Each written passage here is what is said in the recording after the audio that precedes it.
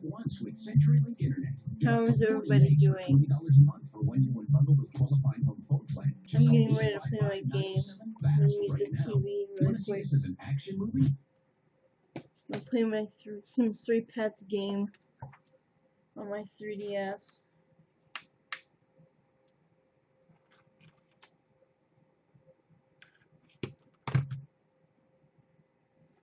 But I will have headphones in.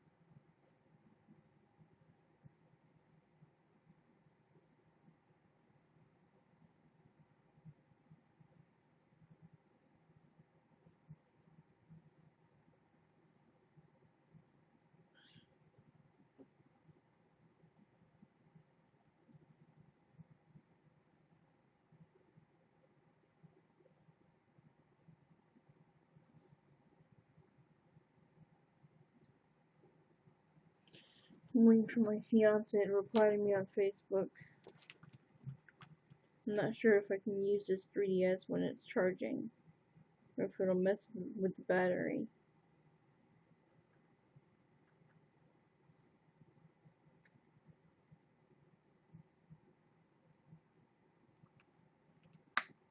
I might just sit here and talk.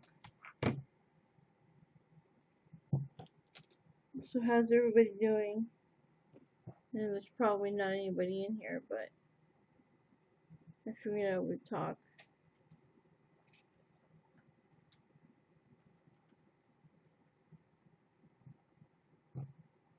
Hello, Mule Munir I. How are you?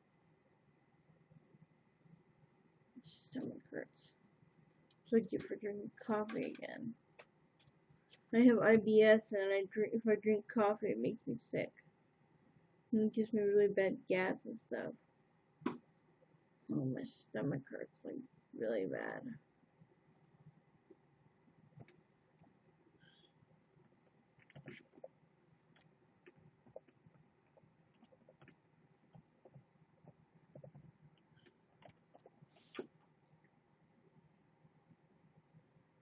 Oh, my stomach hurts so bad.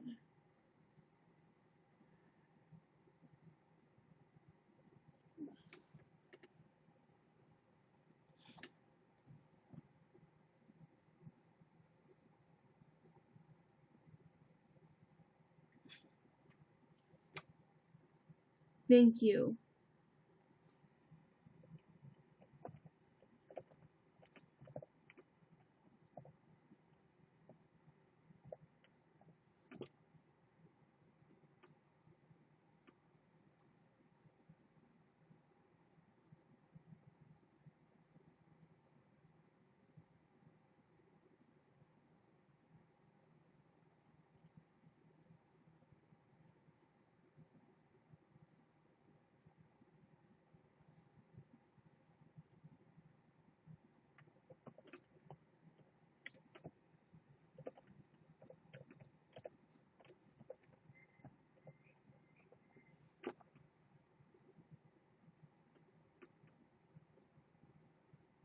I hate this stupid damn cursor. This stupid mouse. It's so like super. What the hell? It's super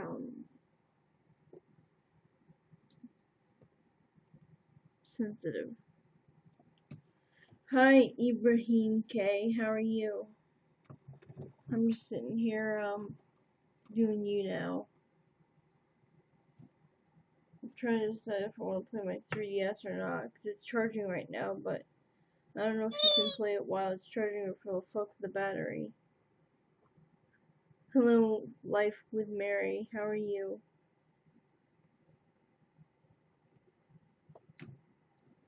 Or should I say 8 Life with Mary. Wait, what's that 8 for? It's not the part of the name. That's weird.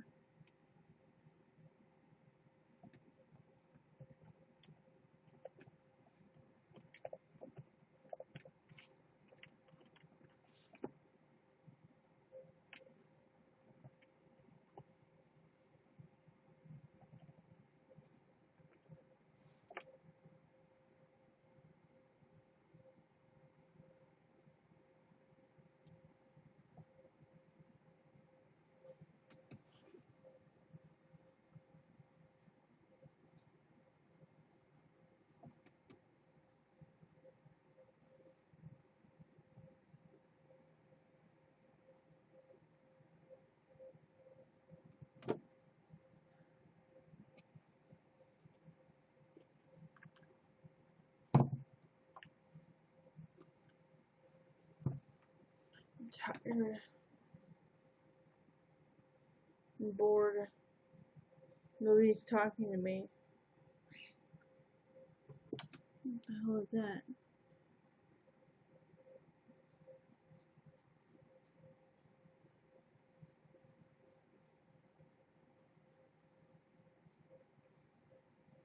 Are you there? Life with Mary, are you there?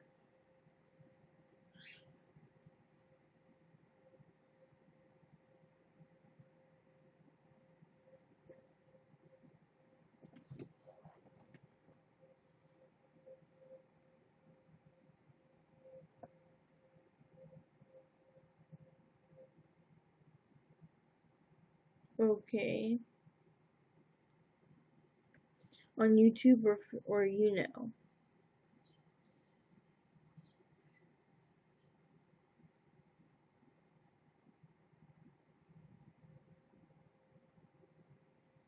Hello, Nor4. How are you?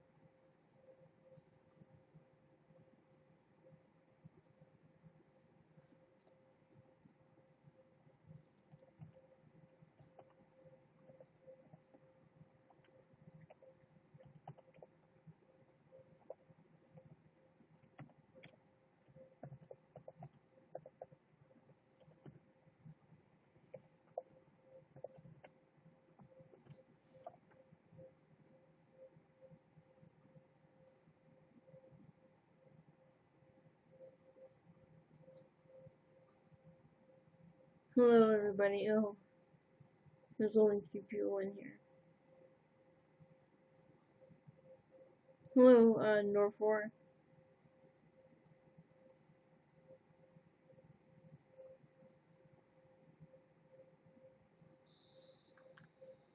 Oh.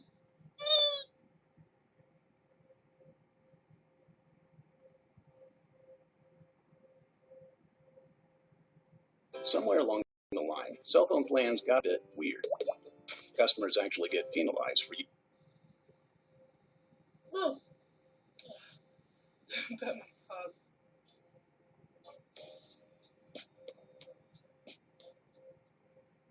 Hi guys, welcome back to my channel, and as you guys can see I have tea here, or you can't see, but I have tea, vanilla and cinnamon tea. It's actually called Tea Time with Mary. So in this, video, I'm going to be talking about my future videos and what I'll be doing in the future future and just stuff like that, and my aim for this channel. First thing I want to say before that is I finally have an Instagram account, and I would write the name of my Instagram account here, and obviously in the description, and it's going to be linked to my YouTube, so you guys will always get a chance to check out my Instagram account. Let's get on to what I was saying. So for my YouTube, I want to like inspire people. I want to make people happy, entertain them, stuff like that. You know, just stuff that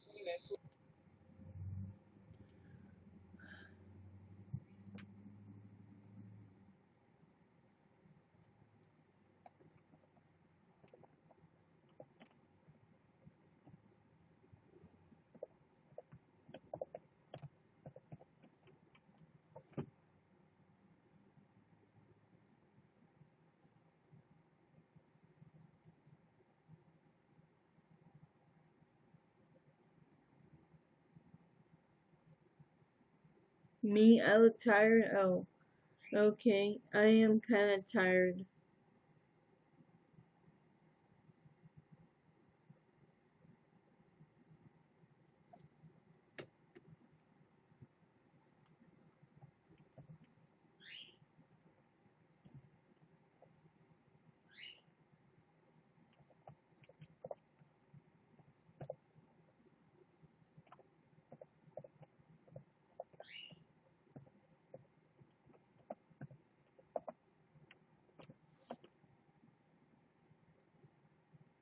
Hello, Mark. I.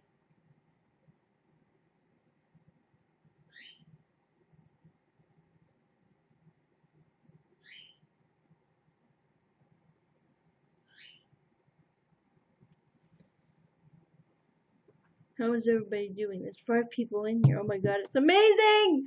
Woohoo! There's 5 people in here! Yay!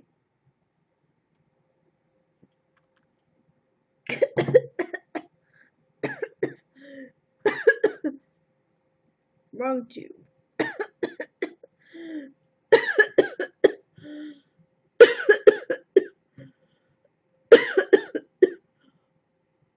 Oh my god. Throat. Went down the wrong tube.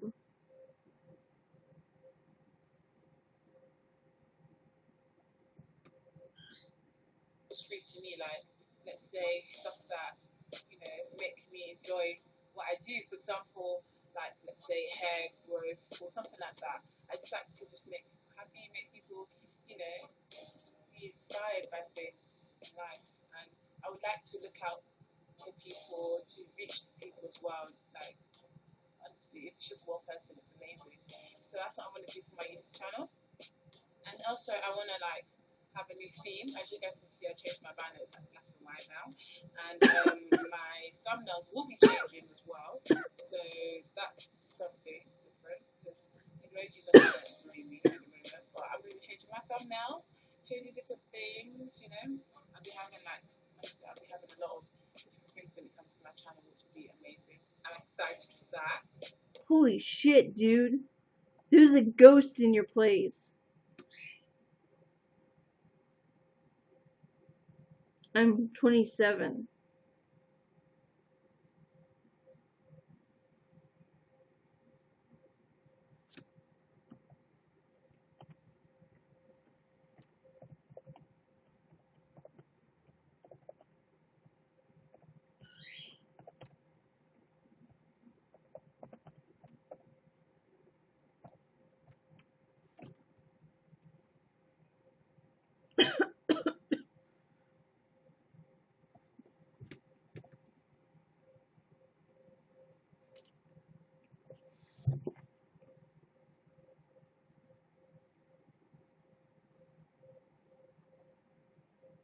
Yes, I saw an orb fly right past you in your video. I'm serious, I saw a fucking orb. I'm sorry to tell you, but I think you have a ghost, because I saw an orb right one go like this, like right next to you. It was really weird. I was like, what the fuck? I don't think it was dust. I watch I watch Ghost Adventures and stuff like that, and Ghost Hunters and stuff, and that was not lint or dust. That was definitely an orb. Literally amazing. I'm excited when it comes to my child. I'll be having a lot of things when it comes to. It's at 1 minute 52 seconds. I'm serious.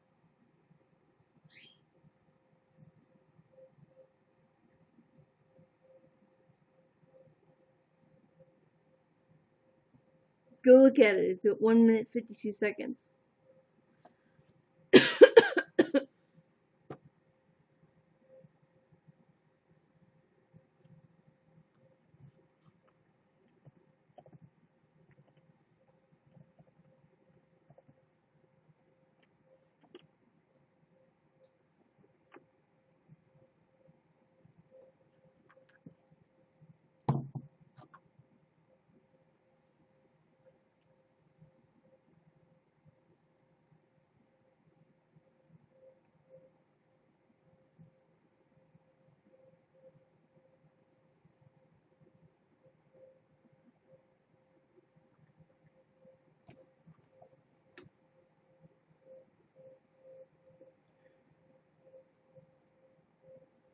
Muhammad.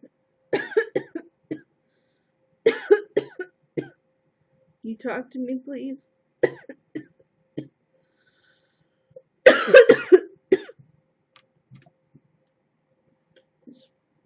drank some water and it went down the wrong pipe.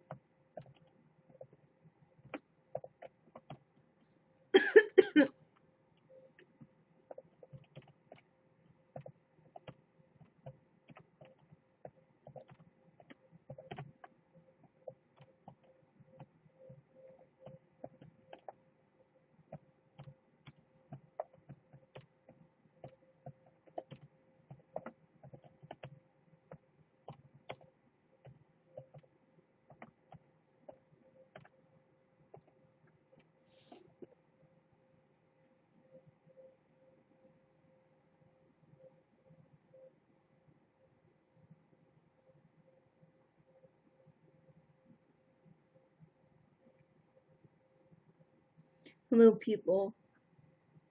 Who's on here? Muhammad, you're still there? Muhammad, are you there?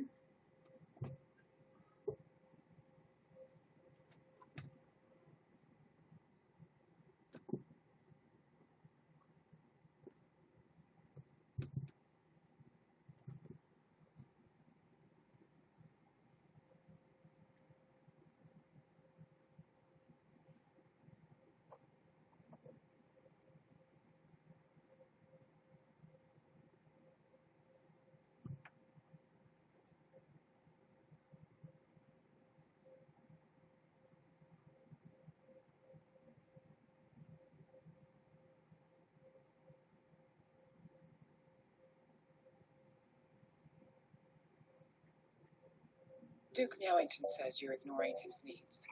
What? I take care of the litter box? You two should try Cat's Pride. Cats are complicated. Great litter is simple. Look for ultimate care in the green jug. He would like you to pet him now. Just for 3 seconds or he'll scratch the crap out of you. Radamans the cat is living proof that compassion is contagious.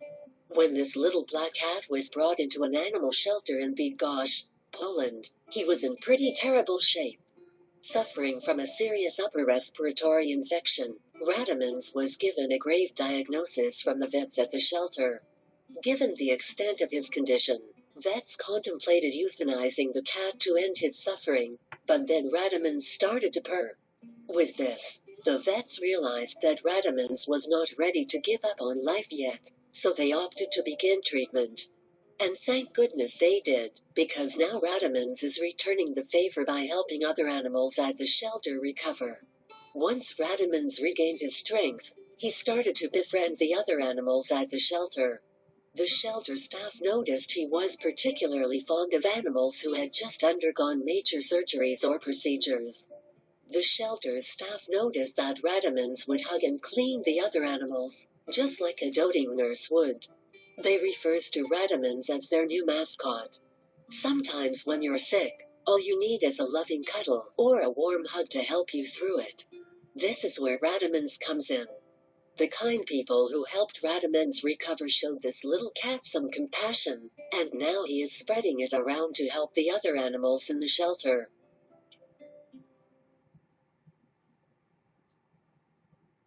That's so sweet.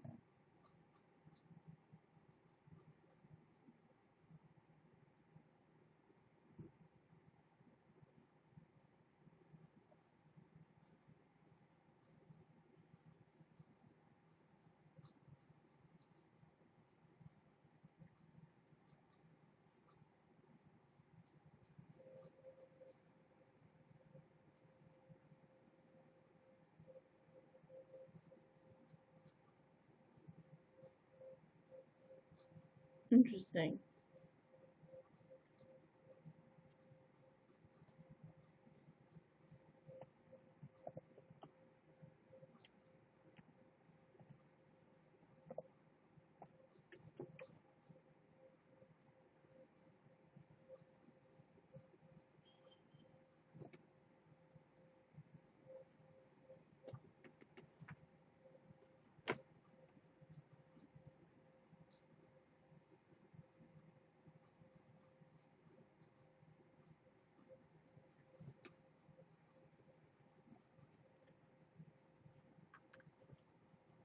It's on the left side of the screen.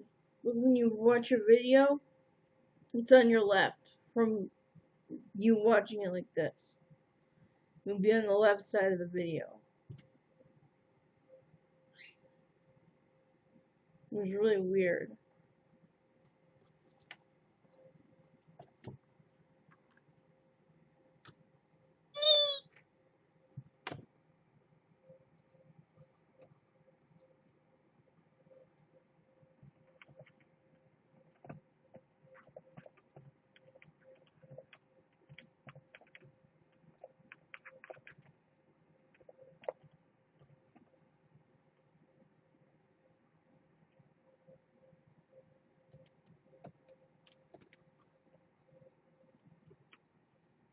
Oh, I hate when it happens.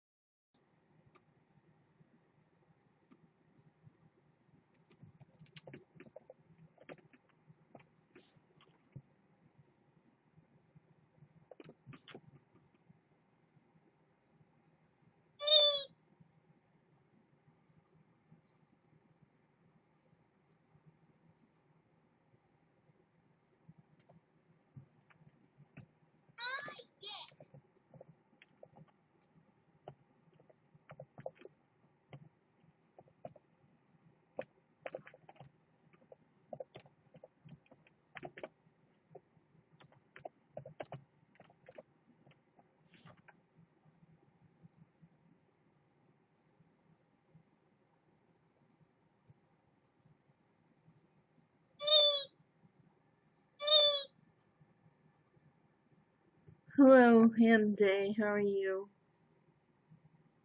Yeah, I don't know why you can't see it because it's pretty obvious. Like it's like a white orb. It's a white orb and it goes like this.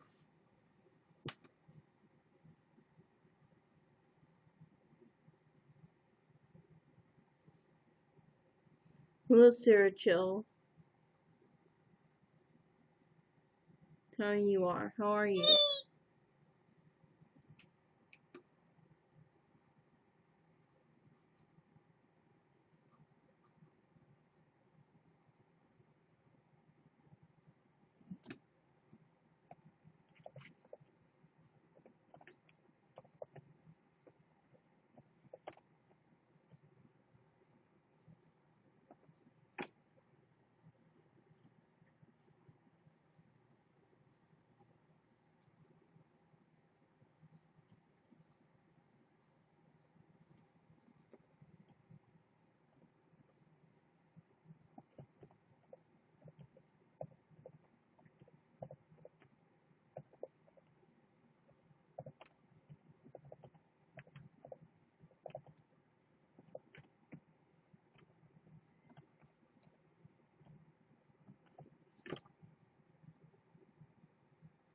Yeah, it's like this little like white thing that's like floating. It's like doing weird movements. It's not dust. I'm telling you, it's not dust.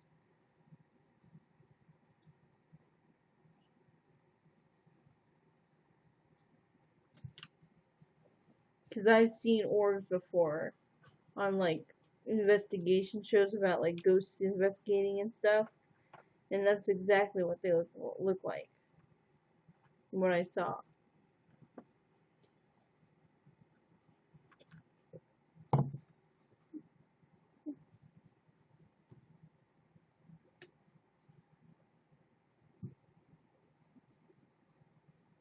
Let me get just.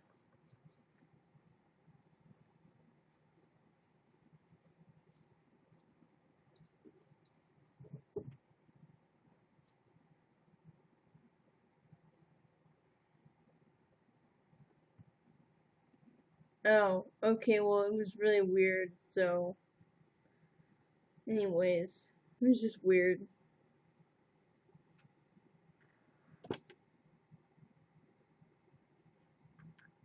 My channel, which will be amazing. I'm excited for that.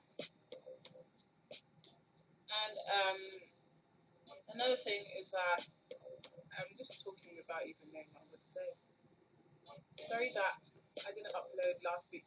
The reason for that is because of decision making. Because I felt like promoting myself wasn't the genuine way of getting subs, getting likes, getting comments, getting views. I am starting YouTube and I'm kind of like a beginner anyway, so I think that's the better way of me actually, getting people to notice me and stuff like that. I'm not going to just get random ones. And plus, when I do promote myself, I do have a relationship with my subs, so yeah, I think that's the easier way of doing that. So that's what I'm going to be doing in my channel. Sorry that this video is so short. But those are the type of things that I'll be doing on my channel. So expect new things on my channel, new, content and stuff like that. And yeah, so yeah, expect new things. And also, if you do want to collab, because people have been requesting for a collab on my channel, if you do want to collab, just message me on Instagram or Snapchat or something like that. Message me, we could book a date, we could talk about what we're going to do and stuff like that. We can arrange it, organize it. But not for this month, because this month and I think half of August, I'm totally booked with like videos and collabs and stuff like that because so many people want to collab with me. But probably starting at the end of August, at the end of August or September and stuff like that. So yeah, that's gonna be what's gonna happen on my channel. I just want to talk about my future channel, Tea Time with Mary. I love Tea Time because I don't know, it's just been that nice and but yeah, thank you guys for watching my video, and I'll see you guys next week with a new video. Ciao!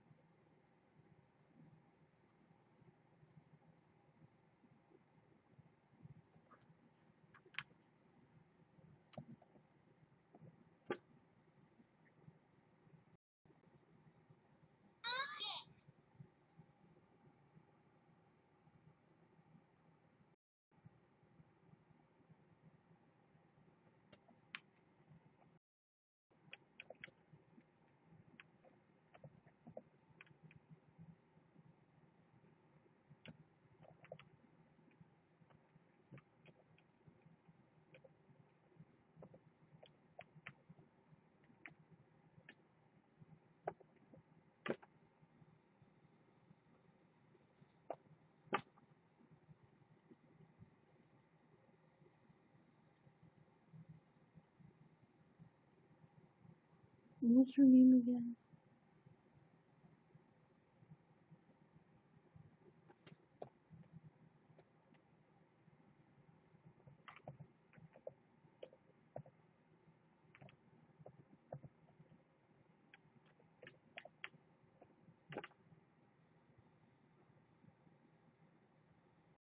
Avocados freeze great for guac, so next time try.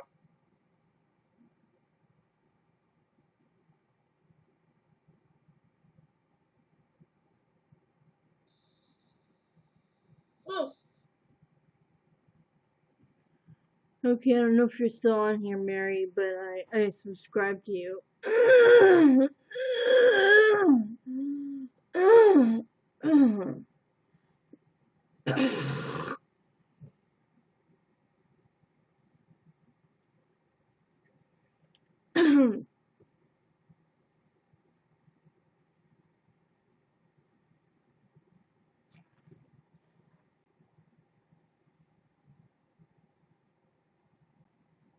Hi,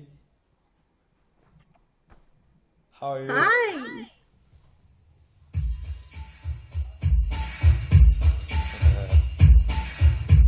How are you? I'm good. How are you? Everything okay? Yeah. Where are you from? What? Deutsch? What'd you say? Germany, where are you from? Where am I from? You I'm from Arizona. what? I'm from Arizona. Maricona? Arizona. Arizona, oh nice. What? What? What? Nothing. Germany.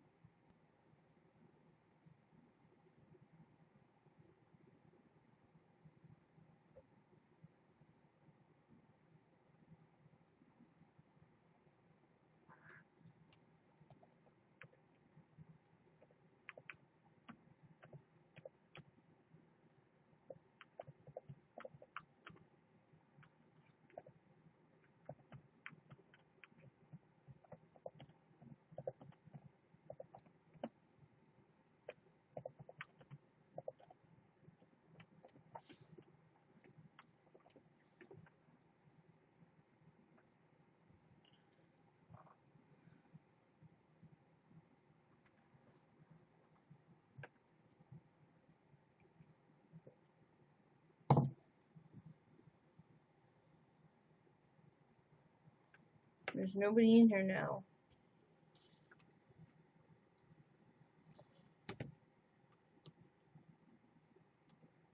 Well, I'm gonna play my game, and if anybody comes on, they can see me, so just message me, and I'll answer. What the hell is that?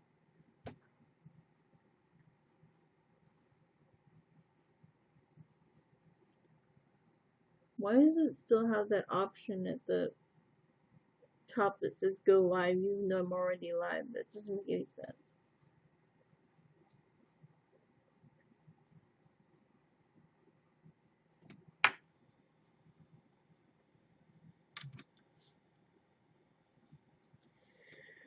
I just sneezed.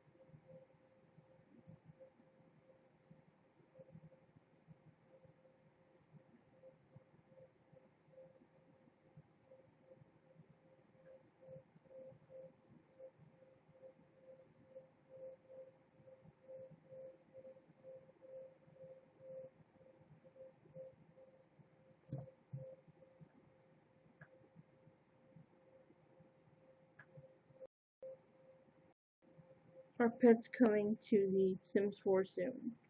Update number 4. We finally have a possible hint for cats and their arrival to The Sims 4.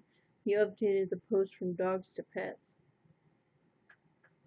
FYI, so far we've had hints about dogs and cats.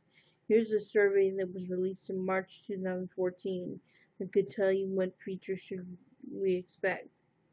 Pets. Create perfect or imperfect pets for your Sims with a wide variety of unique dogs, cats, lizards, rodents, and birds.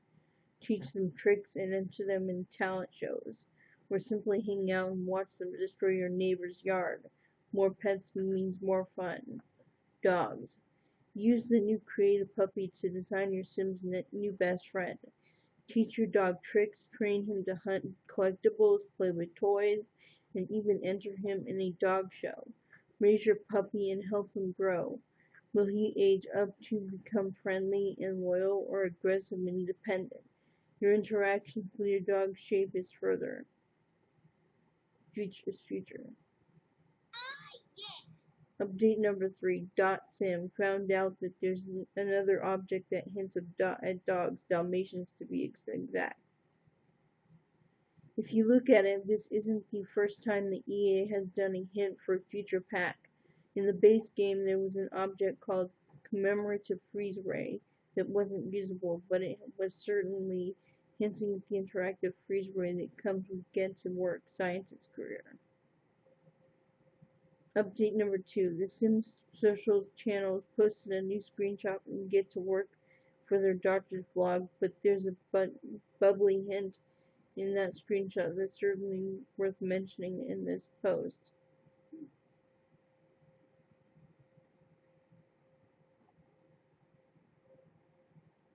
Update. The Sims Germany official Facebook page asked, what is needed for a very good pets expansion?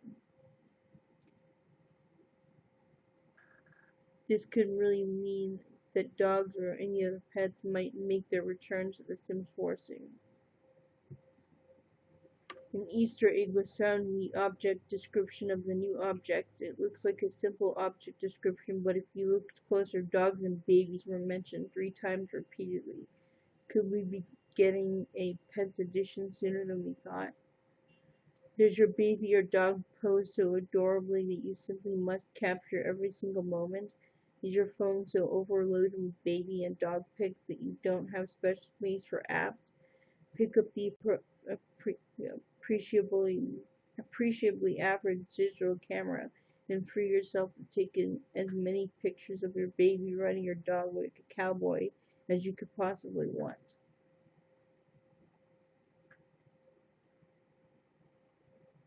Interesting.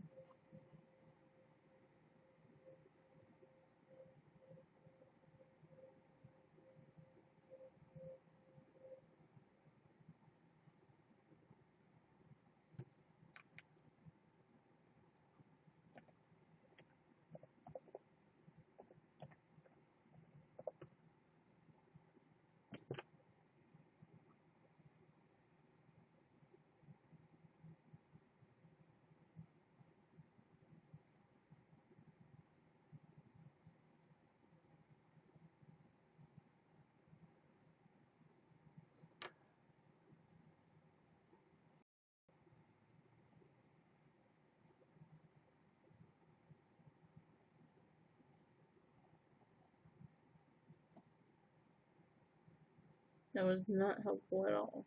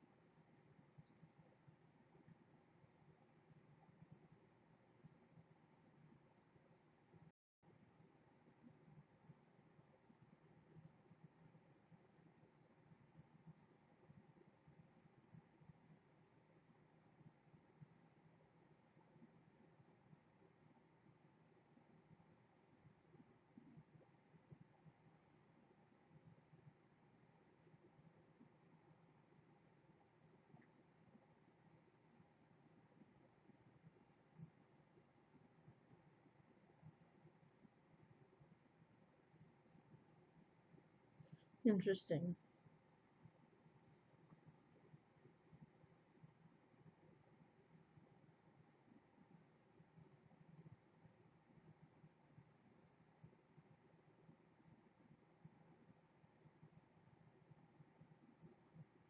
Hello, Mustafa K and Admiral K. How are you doing? Hello, Lacey and Annette.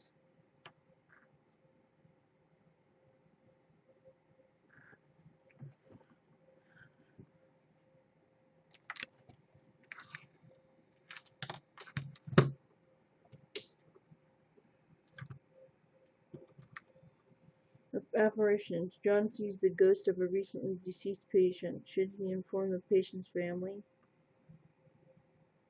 The ghost came back to tell John not to worry about those he can't save. Death is not always the end. He is socially satisfied.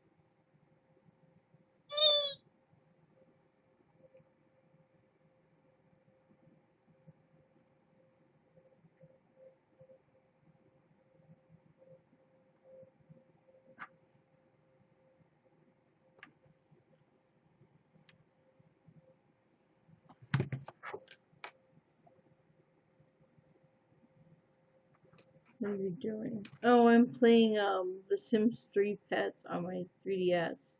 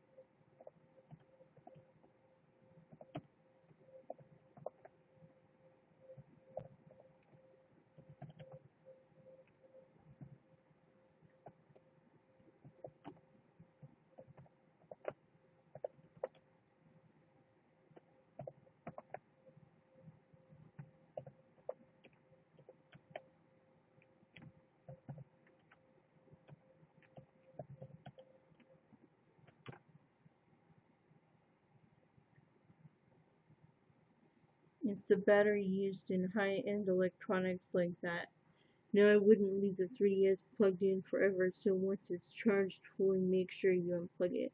But yes, you can play while it charges, it will just take longer to charge. I was just talking to my boyfriend about my 3DS. My fiance.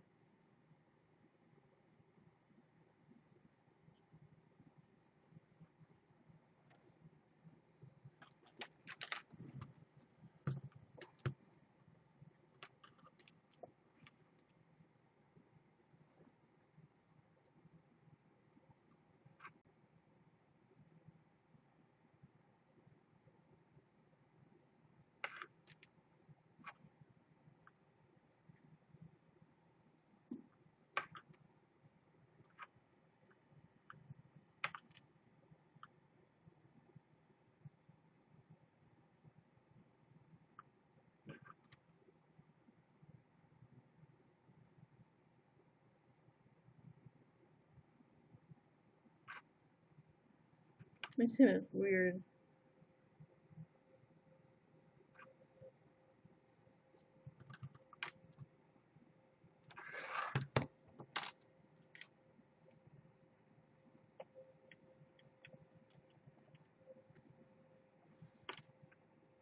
Hello, I'm fine.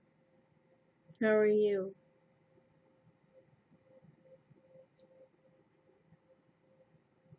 I'm playing my Sims 3 Pets game for my 3DS.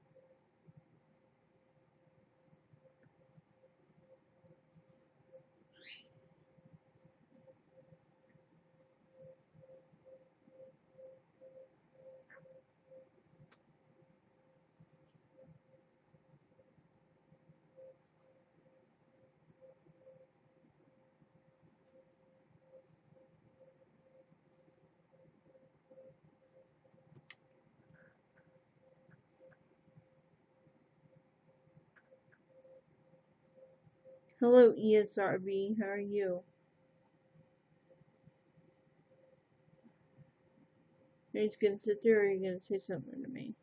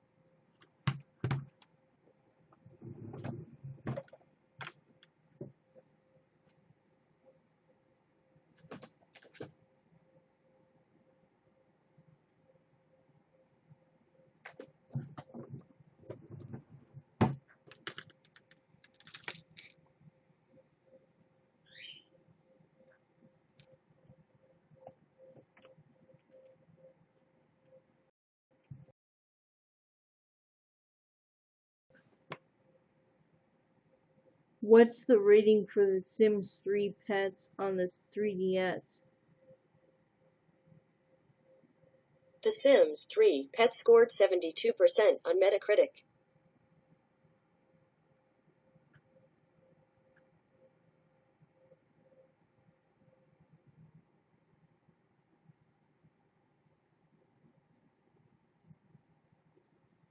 I'm trying to figure out.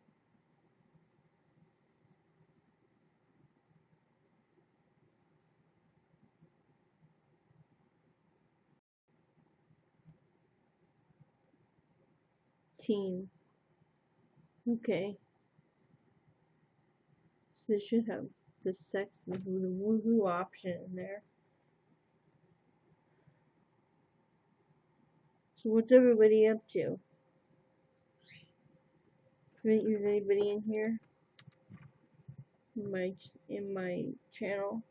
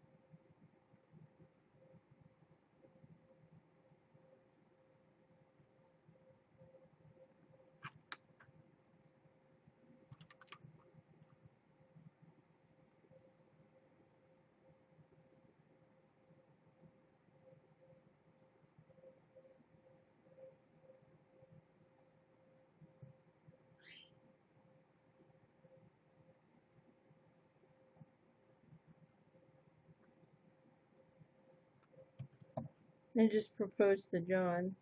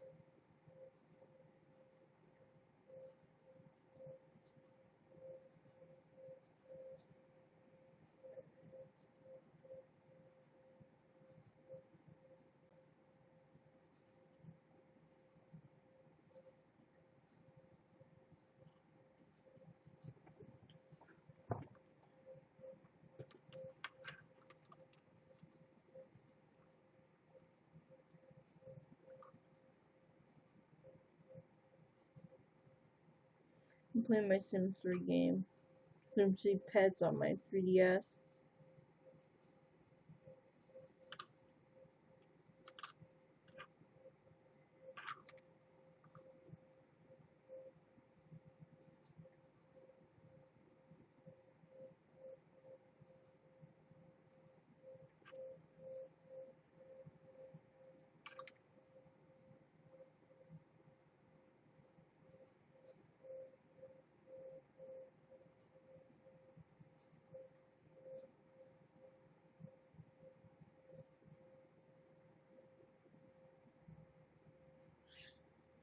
Hello, Samu.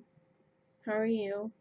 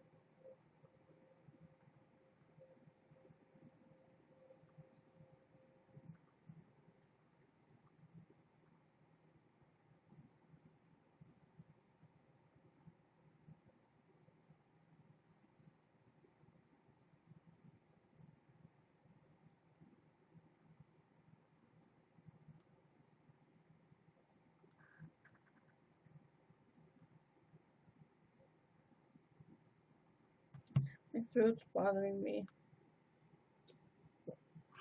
Hello, Sue Annex.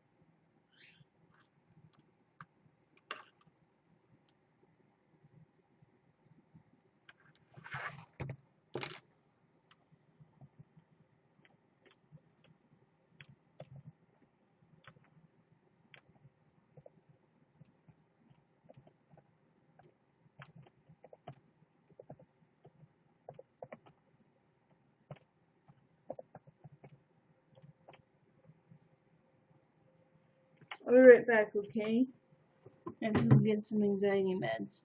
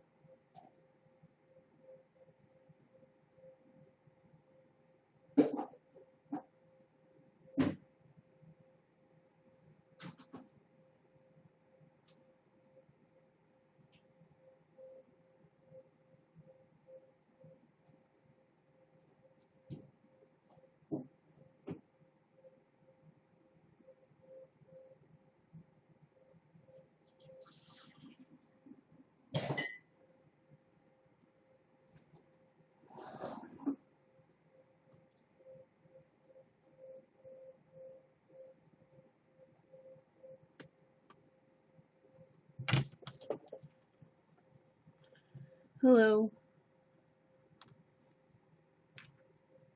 Not know if there's anybody watching right now, but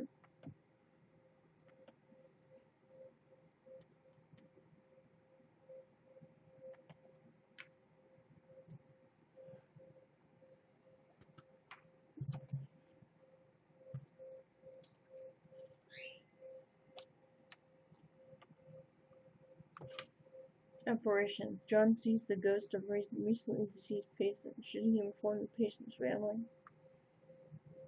The ghost tells the family that it loves them and not to cry. As it disappears into the light, he is socially satisfied.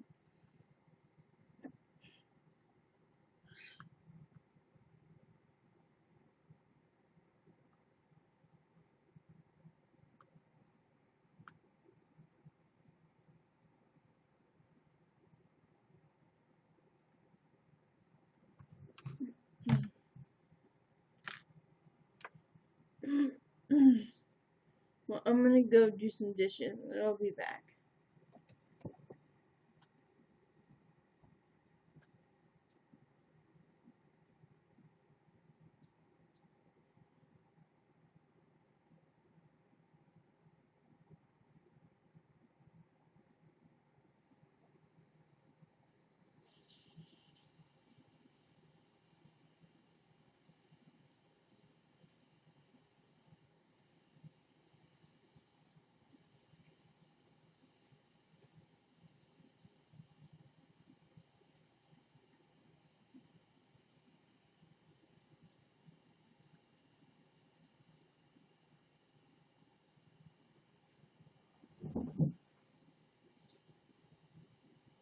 Get out of there. Now, get.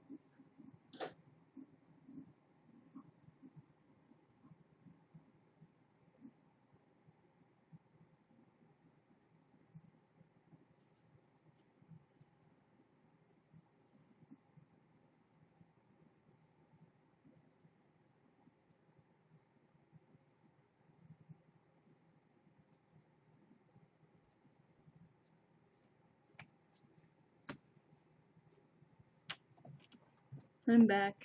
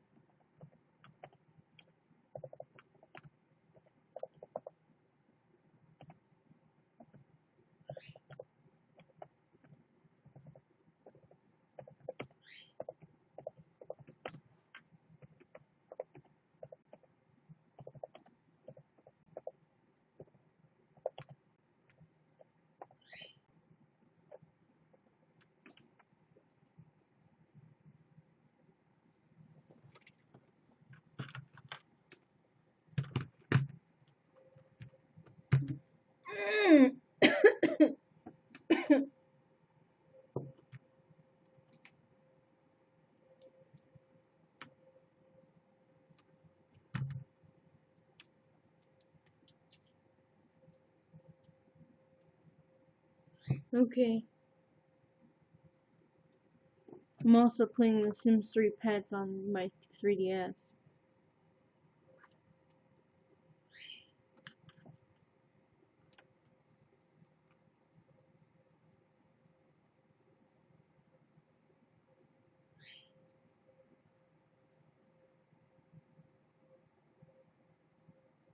What does that mean? What does musical LY mean?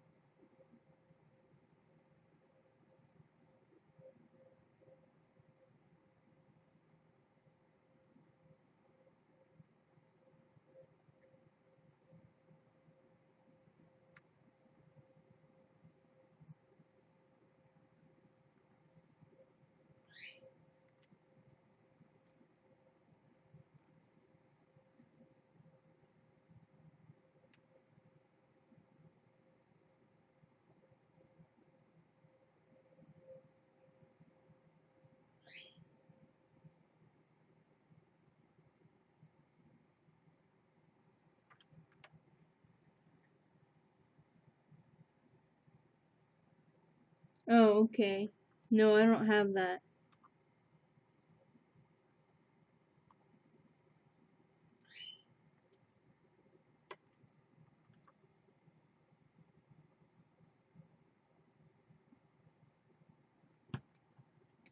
Here, pictures.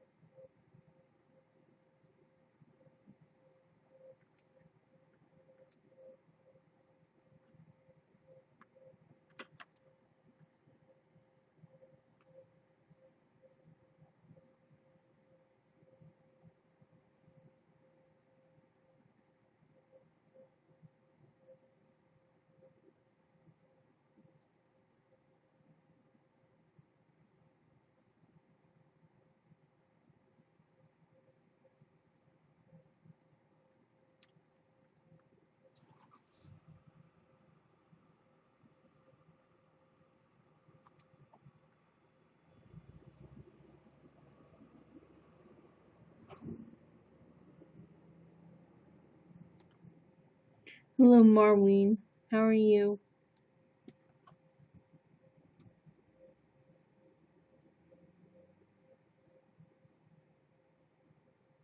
He's not even on anymore. You still there, Katie?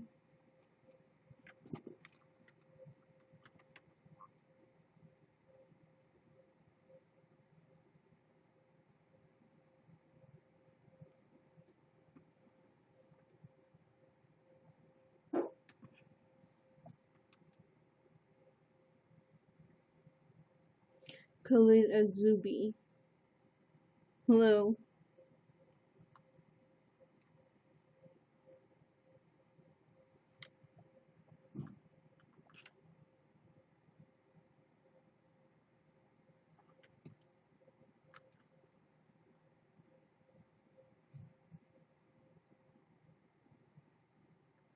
I'll be back.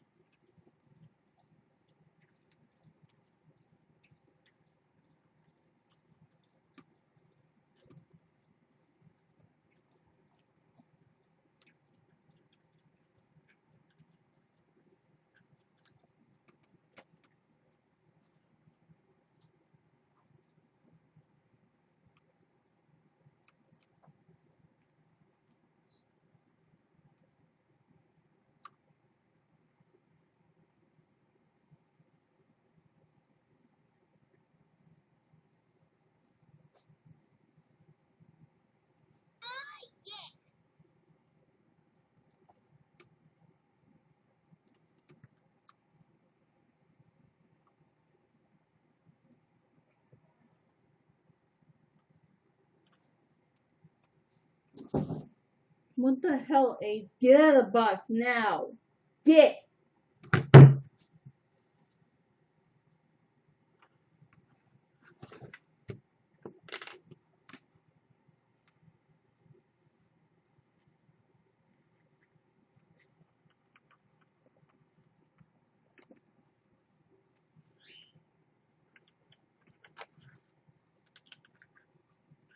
Hello, the Sister Stars 1, 2, 3. How are you?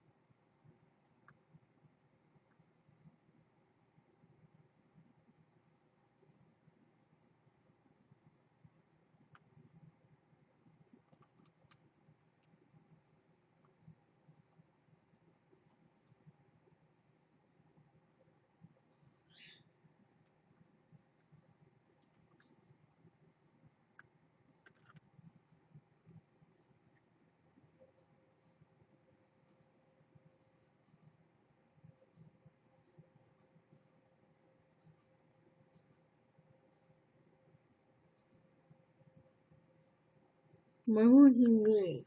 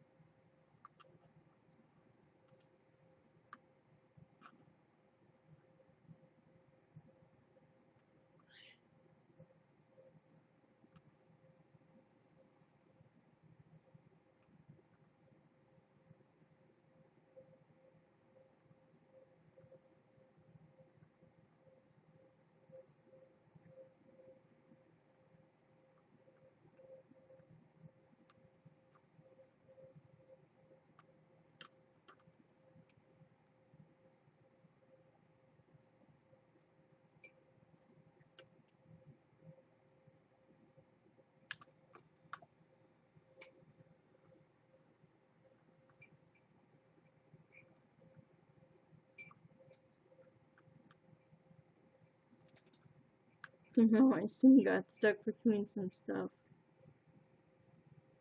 on my game.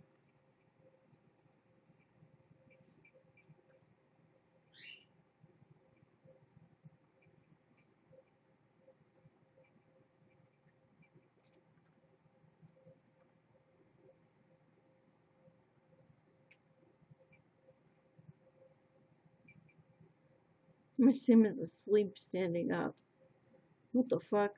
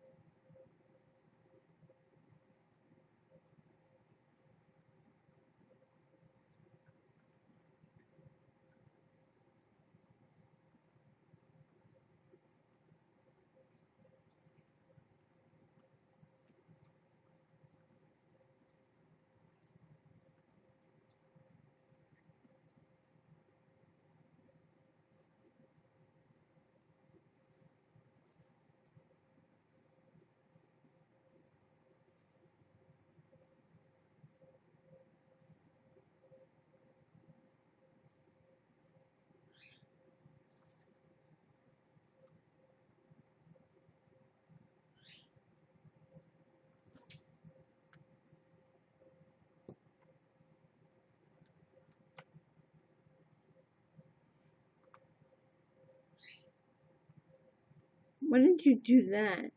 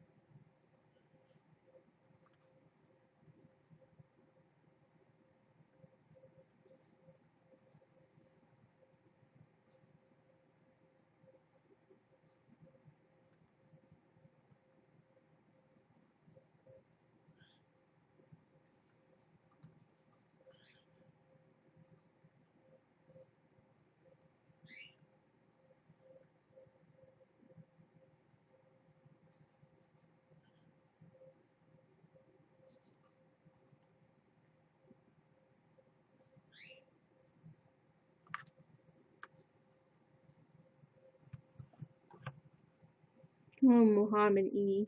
Hello, Beth. I don't know if you're still here or not, but hello.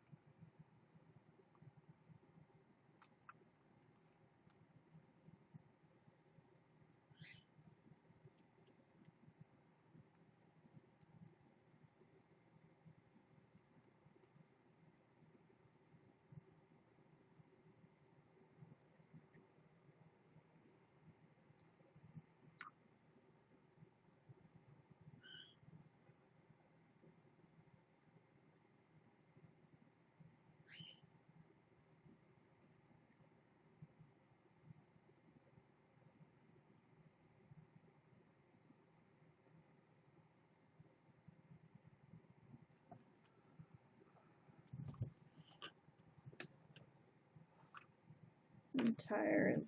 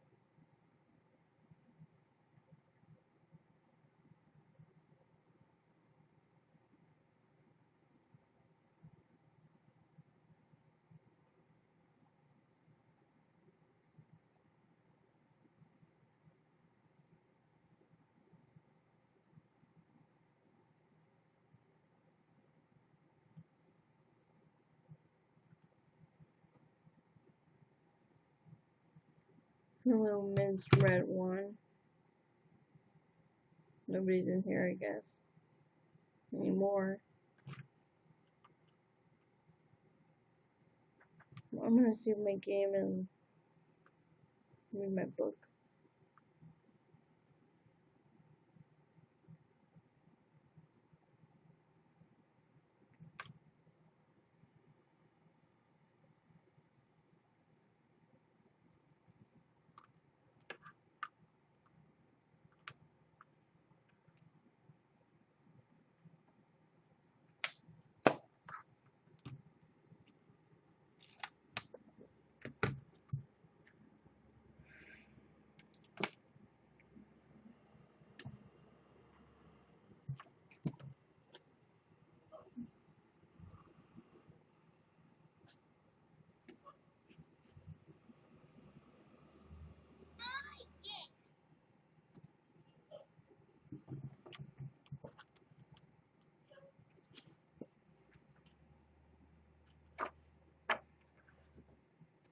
Chapter 13, Communicating Effectively. In this chapter, it's setting a tone that's conducive to positive interactions, avoiding the top 4 common communication killers, using I statements to dodge the blame game, reflecting feelings to validate them, disengaging from lose-lose battles. In any group of 2 or more people, effective communication is essential to keeping the peace, maintaining a healthy emotional environment, and facilitating collaboration. When communications break down, often due to fear, a lack of empathy, or misunderstanding, emotions heat up and can fuel ferocious interactions in which nobody wins and everyone loses. Add bipolar to the mix, along with the fear, suspicion, irritability, depression, resentment, and lack of impulse control that often accompany it, and even the best efforts of the most well-intentioned individuals fall short. In this chapter, we offer guidance to help you establish an environment that's conducive to productive communication. We also get you up to speed on applying communication skills and strategies that promote understanding and help resolve conflict.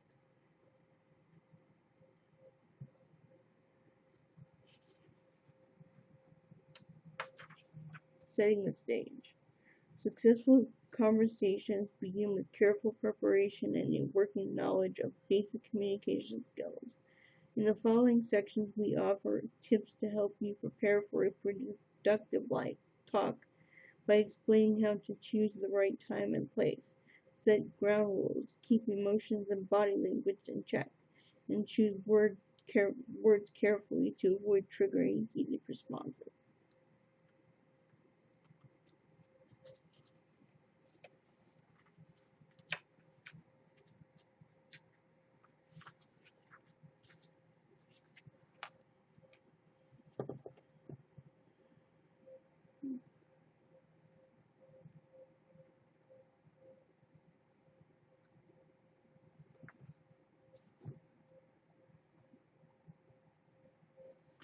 Choosing the right time and place.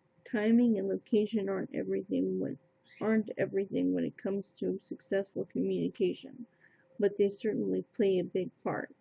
Here are some suggestions on how to choose the right time and place. Wait for a relative calm. Don't try to resolve differences when emotions are heated or someone in the group is experiencing a mood episode. Set aside a block of time solely for discussion. Schedule an hour to meet specifically to talk to one another. Choose a time that's convenient for everyone so nobody is in a rush to get somewhere else. Ideally, everyone involved is fully focused on the conversation. However, with difficult topics, a less direct approach can be helpful. For instance, the car isn't the best place to talk about something highly emotional, but it sometimes works for addressing sensitive topics because it allows people to avoid direct eye contact while remaining engaged. Counselors often suggest car time for talking with teenagers because it avoids the face-off that can generate a feeling of being cornered. However, don't get into or continue a heated conversation while driving. Doing so can be dangerous. Talking while doing a menial task such as drying dishes can also dilute the feeling of a head-on confrontation. Choose a quiet room free from distractions. The dining room table is a great place to talk. A table serves as a subtle barrier that gives people a sense of safety and security. Another great place is the living room or den, assuming the TV and computer are turned off and all phones in the vicinity are off or silenced. Avoid meeting in a public place unless that's the only place you feel you can safely talk. People are less likely to open up when outsiders can listen in, and this hesitancy diminishes effectiveness of a conversation. Hello, Sam Marine.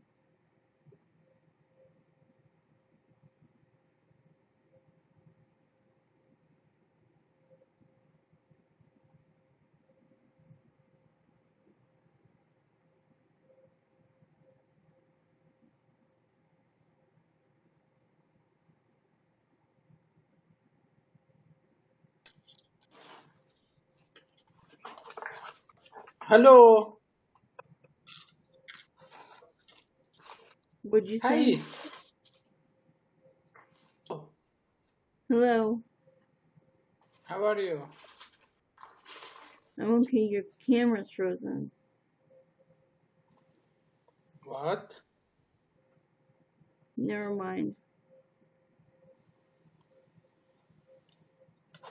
Where are you from? Arizona.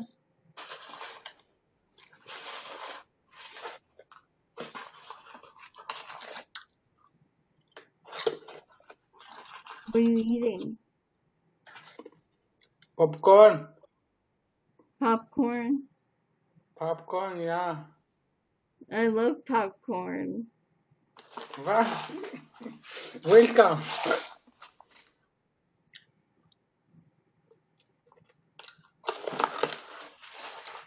It has to have a lot of butter on it though, like a shitload of butter.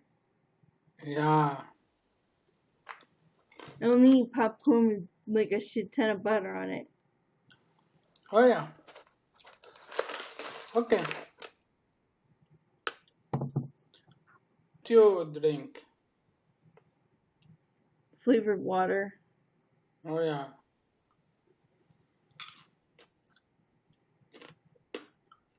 Where are you from? Arizona. Australia? Arizona. Oh yeah, oh yeah, oh yeah. Yeah, okay.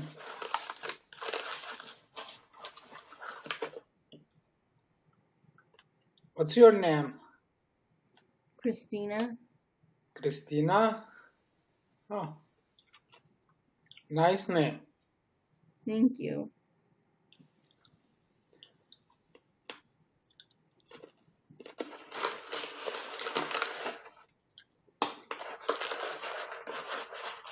Finish popcorn.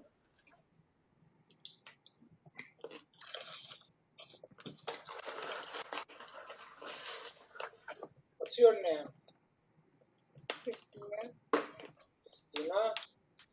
Oh, nice name.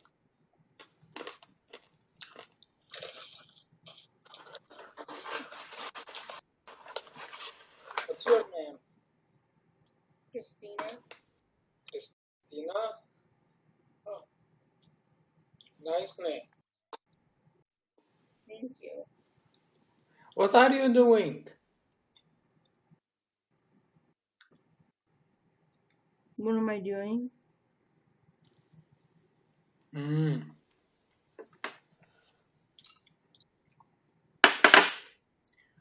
How old are you? 27. Oh, 27. I am 29. That's cool.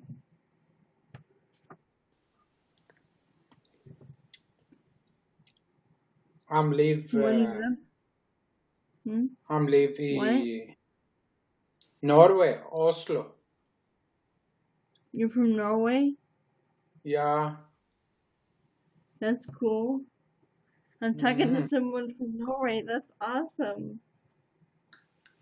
Yeah.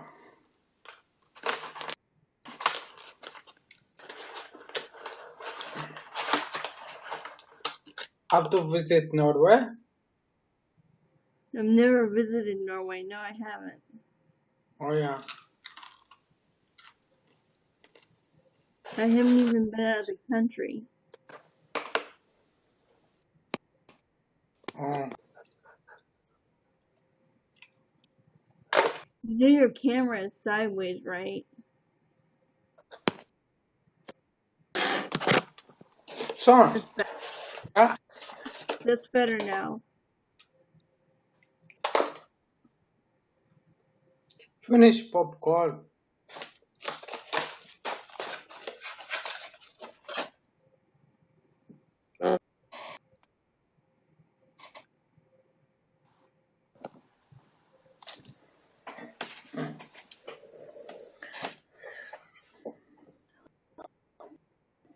What are your job? Huh? What are job? My job? Your job, yeah. I don't have a job. I'm disabled. Oh, yeah. Are you finished with the study? Have I gone to college? Yeah. No, but I am soon. Oh. I actually have been to college once, but it was like I was there for like 2 months and then I like dropped out. Oh. Fine. Oh. But I'm going back to college on the 23rd of August. Oh.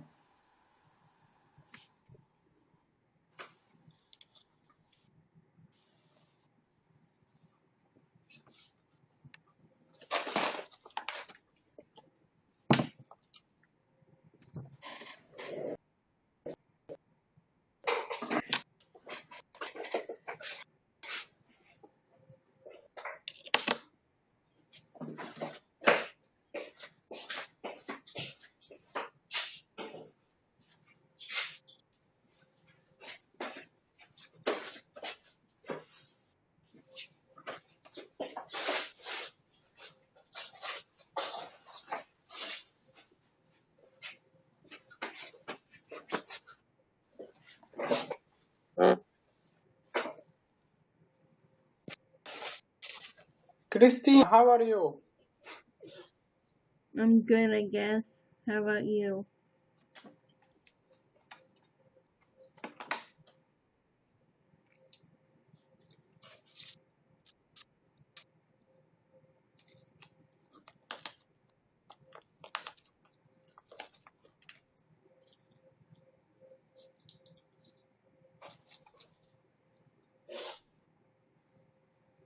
Hello, Lowe's Karen.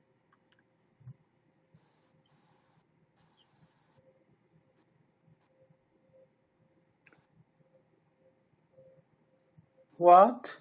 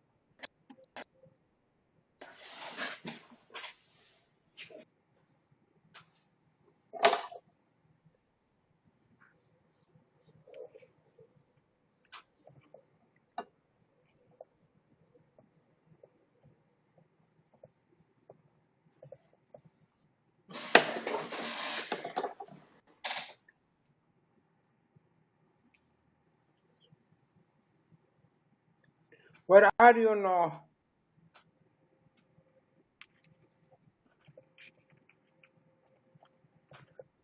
Christina? Huh?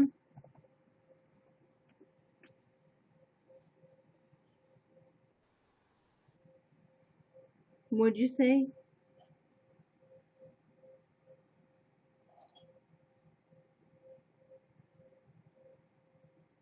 You know.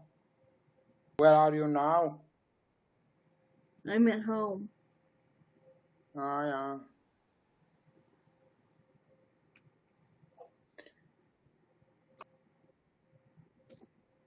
I'm also. Me too.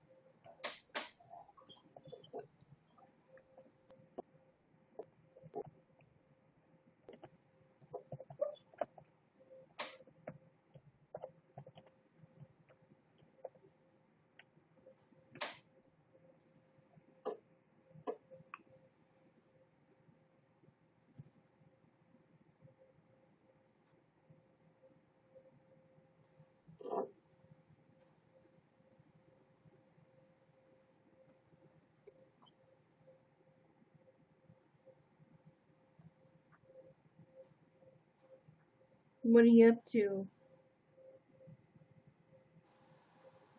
Same RNE 87. What are you up to?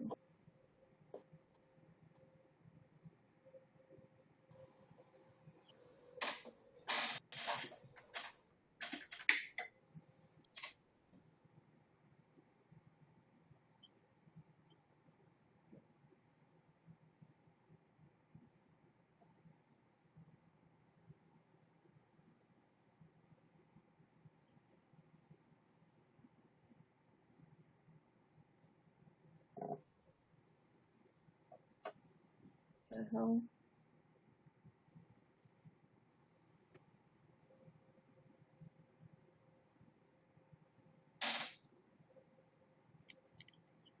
Hey, what's your name?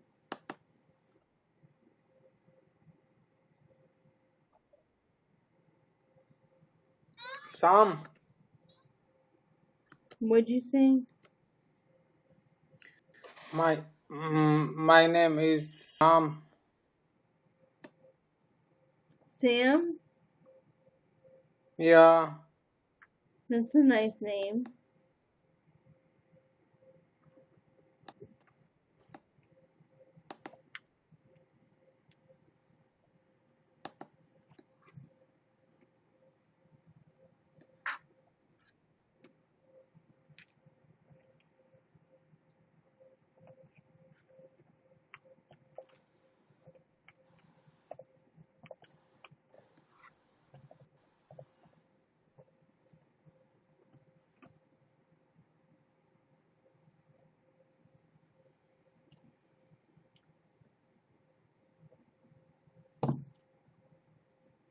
The camera's frozen, Which Sam. which language?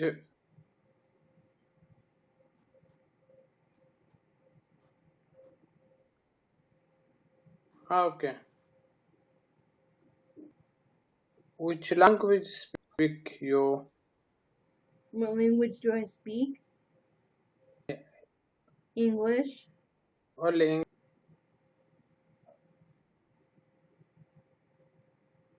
Well, what do you think I'm speaking right now? I'm speaking English. Oh yeah.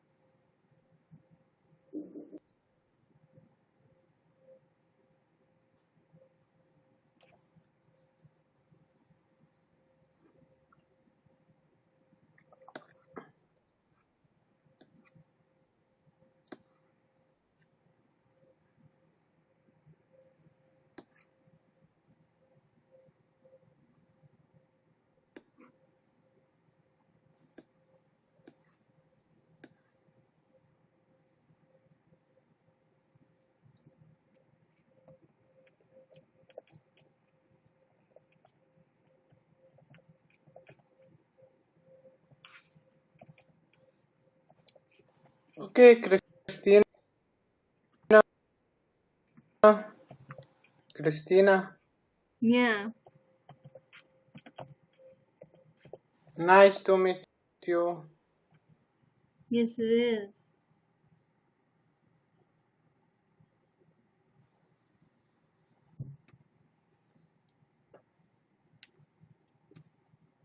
I have to go now. Okay, I'll talk to you Goodbye. later.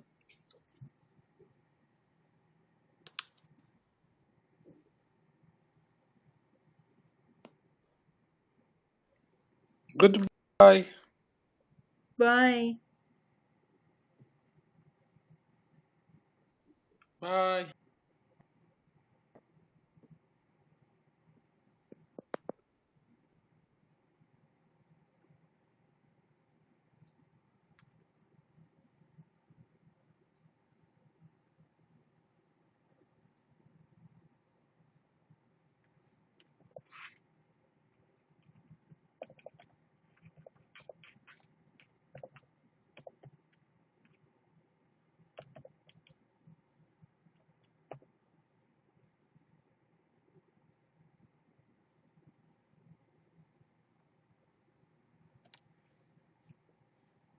Establishing.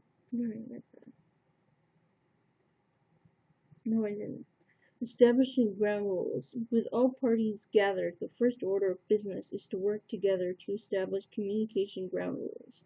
Encourage everyone to contribute so each person has some buy-in to the rules that the group eventually settles on.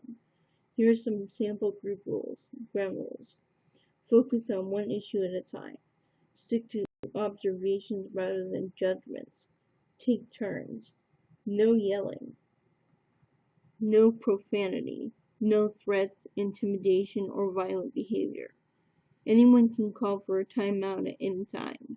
Really listen. Try to be an active rather than passive listener. Try to see the issue from the other person's point of view. Tip: if you can't seem to communicate without arguing, consider recruiting a therapist, friend, or family member to facilitate. Choose someone with a cool, analytical mind whom everyone respects and whose guidance everyone will follow. The facilitator can help enforce the ground rules and ensure that everyone has a chance to be heard. Sorry, I'm reading a book.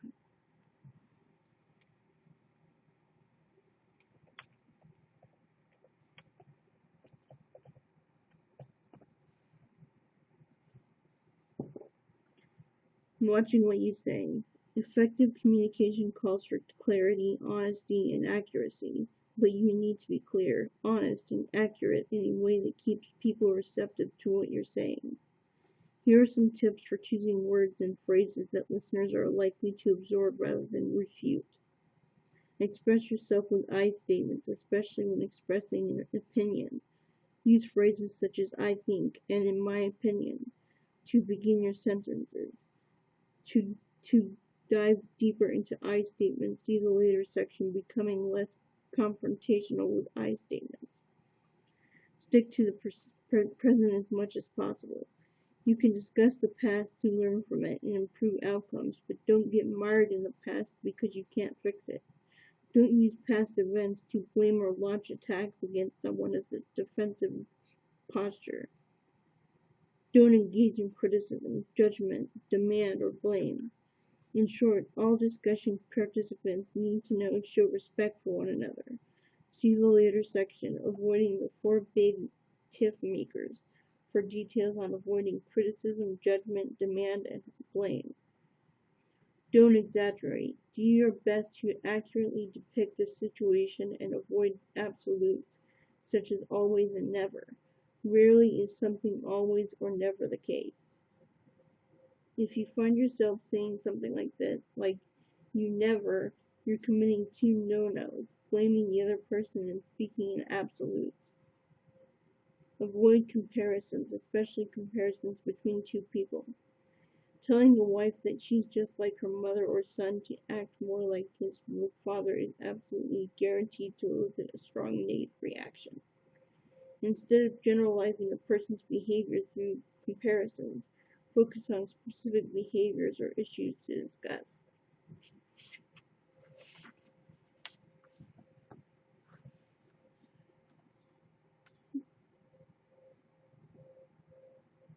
It is interesting. I'm reading a book called Bipolar Disorder for Dummies.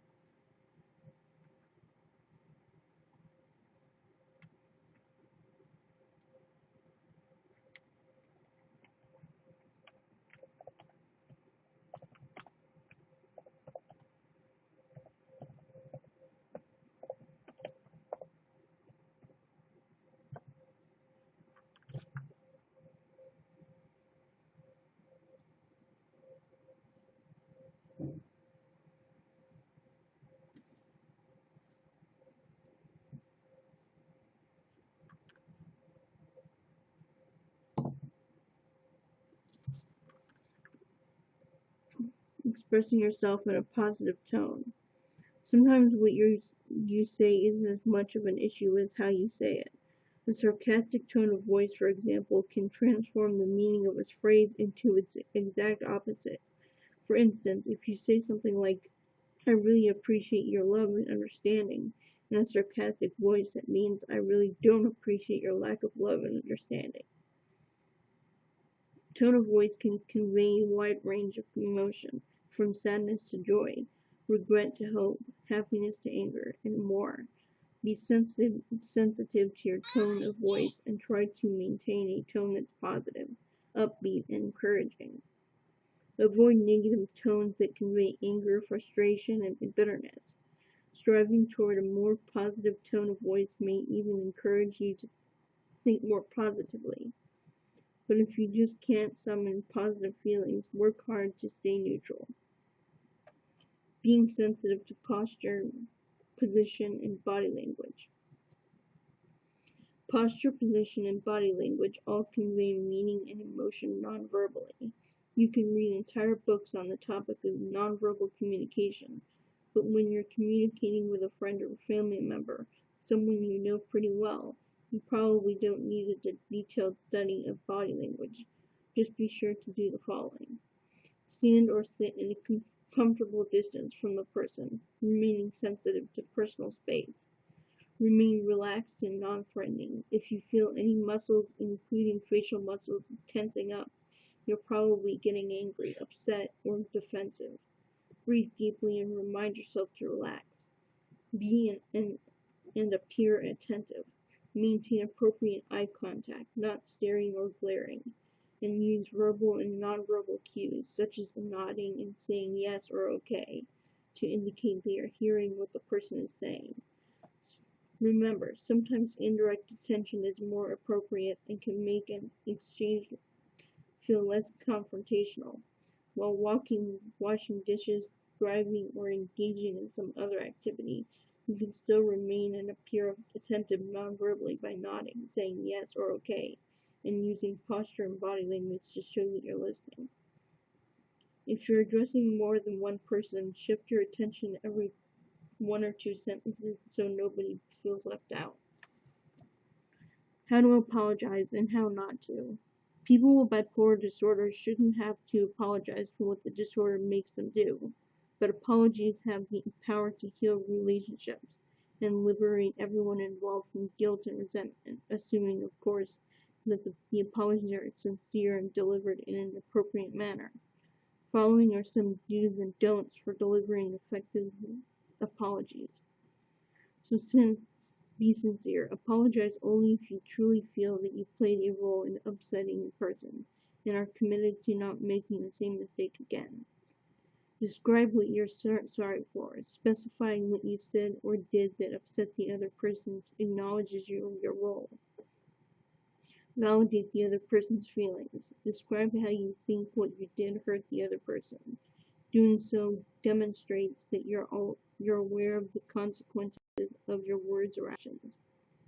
Don't try to weasel out of it. Don't try to justify what you said or did. And don't apologize only for how the other person feels. Saying something like, "I'm sorry you feel that way," but is a self-serving apology. The person you hurt will notice immediately that you're apologizing only to alleviate your guilt and not because of sincere regret for your words or actions. Let it go. Accept the fact that you have no control over whether the person accepts your apology. Remember that you apologized for that reason, not for yourself. You apologized for that person, not for yourself. So don't get bitter if the person refuses to forgive you. Keep in mind that an apology isn't always what a person really wants or needs. Sometimes when someone expects an apology, what that person really wants is sympathy or validation. Your loved one may just need to hear that you know he's hurting and understand that he has good reason to feel that hurt. He's not blaming or expecting you to apologize for something you had no control over. See the section Validating Other People's Feelings for details.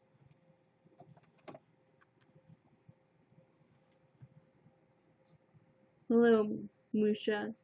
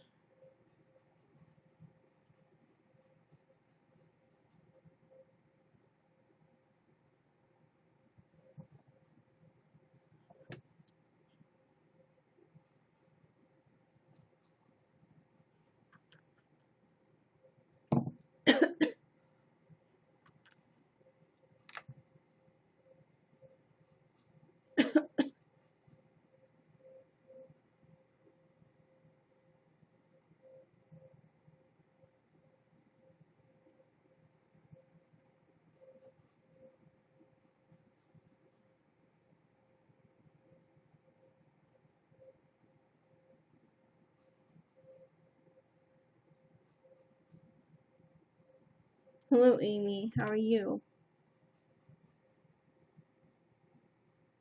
You're not there, are you? Not there anymore. Weird.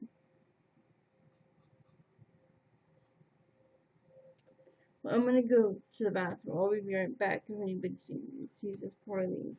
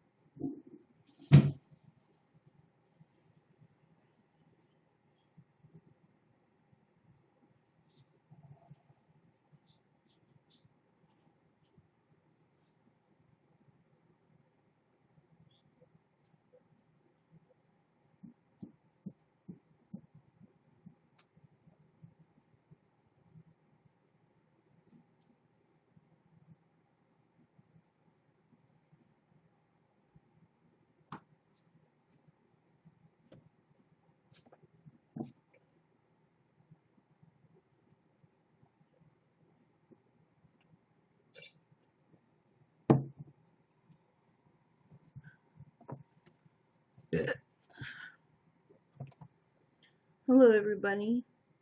Oh, they left, didn't they? Damn it.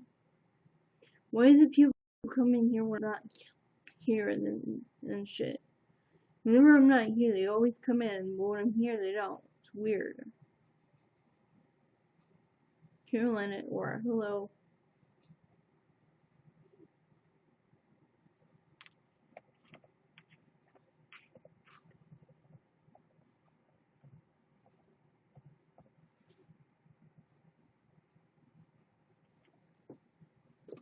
Adding mood symptoms to the mix. In the midst of bipolar disorder, you're up against more than your average everyday communication breakdowns. Bipolar symptoms and the emotional fallout they leave in their wake undermine the efforts of the most reasonable individuals in several ways.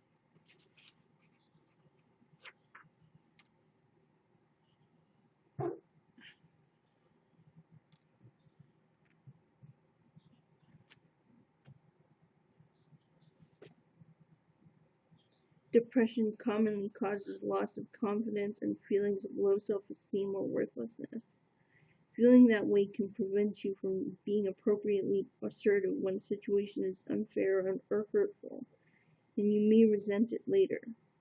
If you're feeling depressed, be alert to how your mood may prevent you from speaking up appropriately. You may need to make special efforts to be appropriately assertive.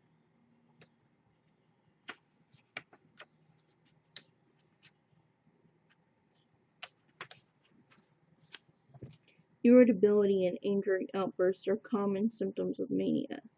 When you feel speeded up, you may be more likely to impulsively say or do things that you later regret. If you're feeling hypomanic or manic, make a special effort to slow down and think before responding to others or making statements that may fuel conflict. The emotional fallout from having to live with bipolar disorder may lead to persistent relationship issues that surface whenever certain topics arise. If previous mood episodes resulted in sexual indiscretion, for example, that could fuel future conflict,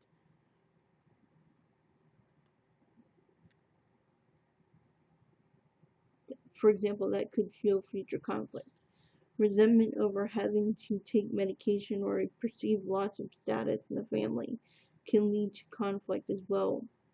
Fear, suspicion, regret, and other powerful emotional responses can also play a role in destabilizing relationships. Although medical treatment can help remove the bipolar symptoms from the equation, therapy is often necessary to help those with bipolar disorder and their loved ones deal with the big and small upheavals that contribute to conflict. The emotional damage that bipolar leaves behind is often as difficult to repair as the illness it is to treat. Okay.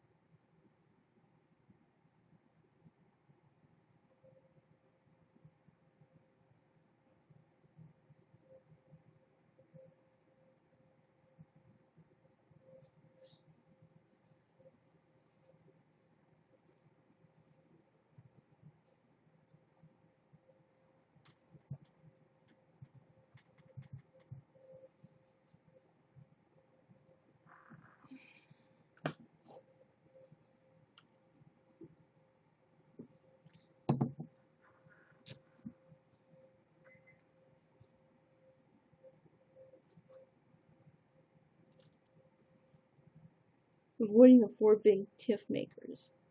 Conflict often arises when someone feels attacked. When the person who feels threatened goes on the defensive, the exchange typically turns ugly.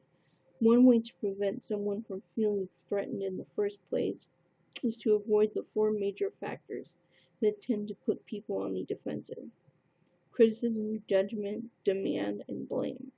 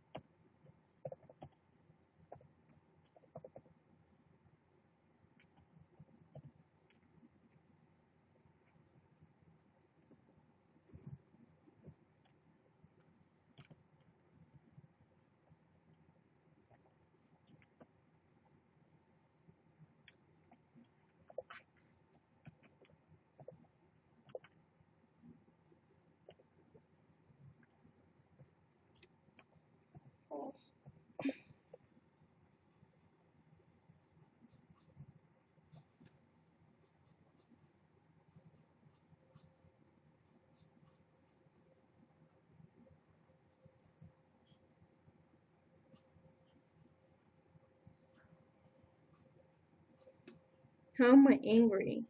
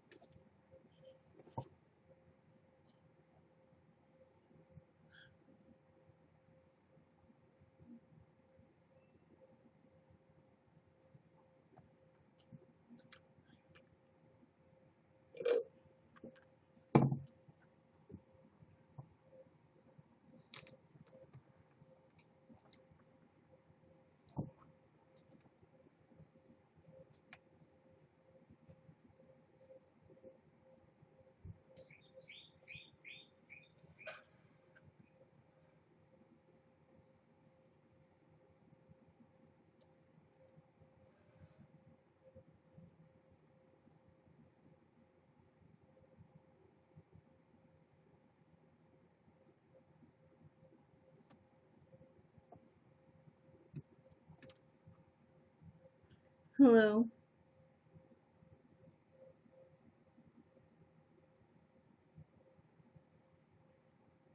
People are watching me, but then they're leaving. It's weird. Criticism. Criticism in high doses, especially if not balanced by positives and empathy, wears people down and triggers anger and or fear, which immediately shuts down opportunities for problem solving. So instead of dishing out criticism, work toward fostering a light attitude in which you accept people for who they are and how they choose to live. Concern yourself less about what other people may think of your situation and more about what you can do to help your loved one feel and function better. You may be pleasantly surprised at the change in how your loved one responds to you when you take criticism out of the interaction. For example, parents of an out-of-work adult son who has bipolar disorder may feel compelled to nag him into getting a job or getting his own place because they believe their friends judge them as being bad parents or judge their son as being a slacker.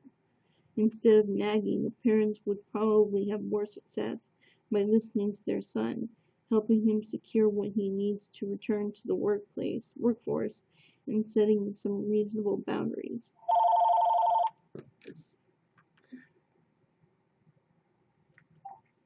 Hello?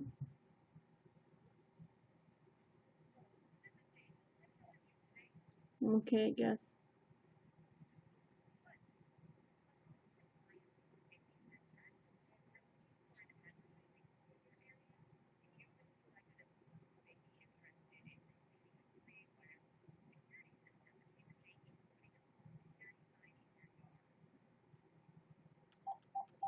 That's retarded. Judgment. Judgment often accompanies differences in temperaments, beliefs, values, and expectations. Judgments grow out of scenarios in which you impose your own definition of acceptable appearance or behavior on others. Like criticism, judgment is a tool of power and control that often masquerades as helping someone else to be better. It triggers strong emotions in the person being judged and reduces the likelihood of effective problem solving. To reduce the amount of judgment makes its way into your relationships, follow these steps. 1. Try to recognize judgment in your daily communications and outside of work. Notice how you feel when you're being judged and how people respond when you're the judge. 2. Accept or at least tolerate your differences. Acceptance or tolerance must be mutual for communication to gain traction. 3. Understand the source of your differences. Every individual has reasons, knowledge, and experience that inform her belief and value systems. Sometimes understanding the source of a person's beliefs and values leads to tolerance, if not acceptance.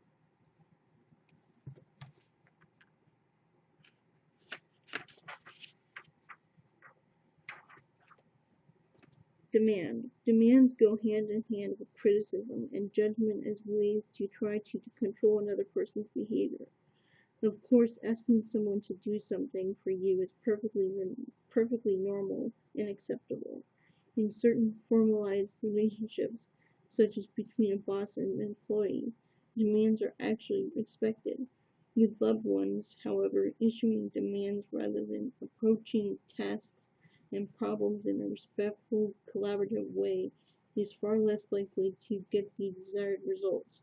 Even if you do get what you want, demands typically trigger backlash, and emotional fallout is part of a cycle of pain and hurt that only reduces effective problem solving. Blame. Blame is the natural outcome of criticism and judgment, and is by its nature a way of issuing demands on others to change their behaviors. Blame is personal and about the past. The keys to overcoming it are to focus on the present and approach every issue as a problem to be solved. Everyone involved should function as a participant in solving the problems that arise. If you have to blame something, blame the illness. But don't blame yourself, and definitely don't blame a loved one who has bipolar disorder. It's not her fault.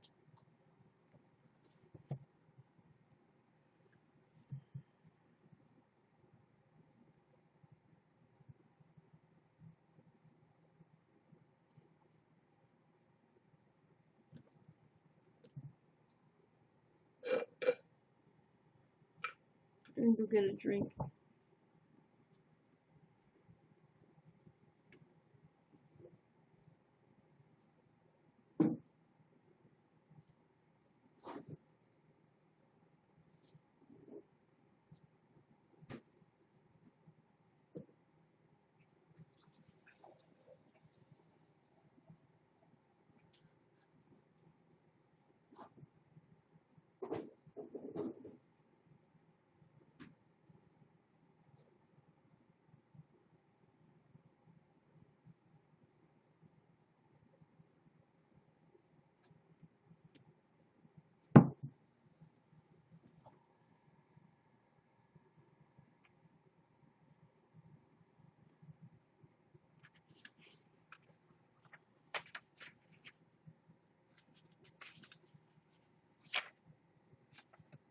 Becoming less confrontational with I statements. An I statement is a way to express what you're thinking or feeling without putting the other person on the defensive and giving him something to argue about. Here's an example of a bad and better way to phrase a statement. Bad. You stay up too late watching TV and I can't sleep. Better. I can't sleep with the TV on. The you statement blames the person for staying up late and making it impossible for you to sleep.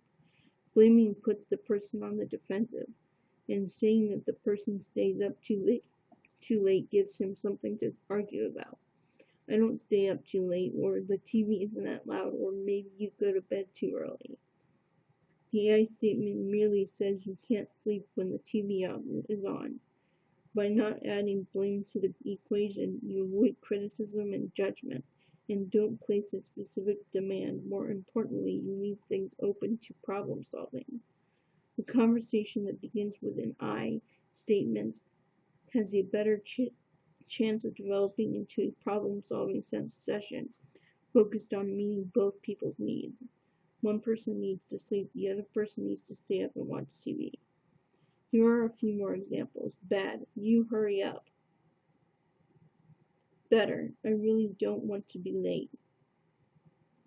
Bad. You embarrassed me when you started talking about bipolar disorder at the dinner table. Better. I am embarrassed when the topic of bipolar disorder came up at dinner. I don't like talking about it in public. Bad. You need to back off and stop attacking me every time I disagree with you. Better. I feel as though I can't express myself when we have a disagreement without causing a scene. Bad. You criticize me for everything. Better. Sometimes I feel as though I can't do anything without being criticized for it. Tip. In the middle of a disagreement, remind your loved ones that you still love them and you still care. During disagreements, when feelings get hurt, remembering a positive connection can be difficult. Being reminded of your bond can help redirect your loved one's emotions to solving the issue at hand. and away from the fear and anger that often take over when one person thinks the other has stopped caring or has checked out of the relationship. Reassuring people that you haven't stopped loving them keeps this fear and anger out of the mix, and the whole situation just feels better. For more about problem solving, see Chapter 14. Remember, the only thing worse than a you statement is a you always statement. Rarely does someone always behave or react in the same way. Don't exaggerate or make something sound worse than it really is. That tends to derail productive conversation into an exhausting exchange over what exactly was said and how. Nobody's coming in my thing.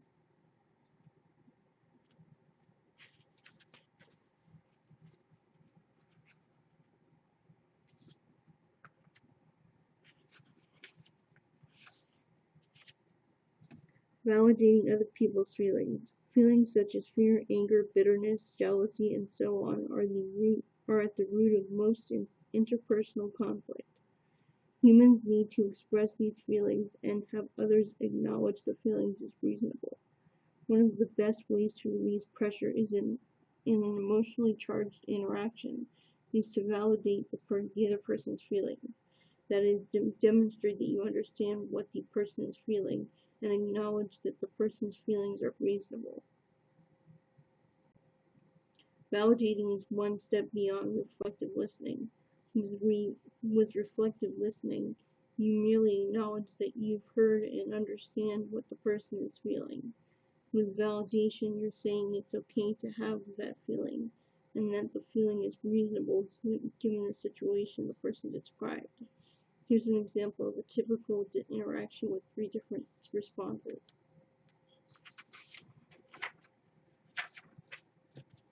Husband: whenever we're in family therapy, everyone gangs up on me, as if I'm the only one responsible for the problems we're having.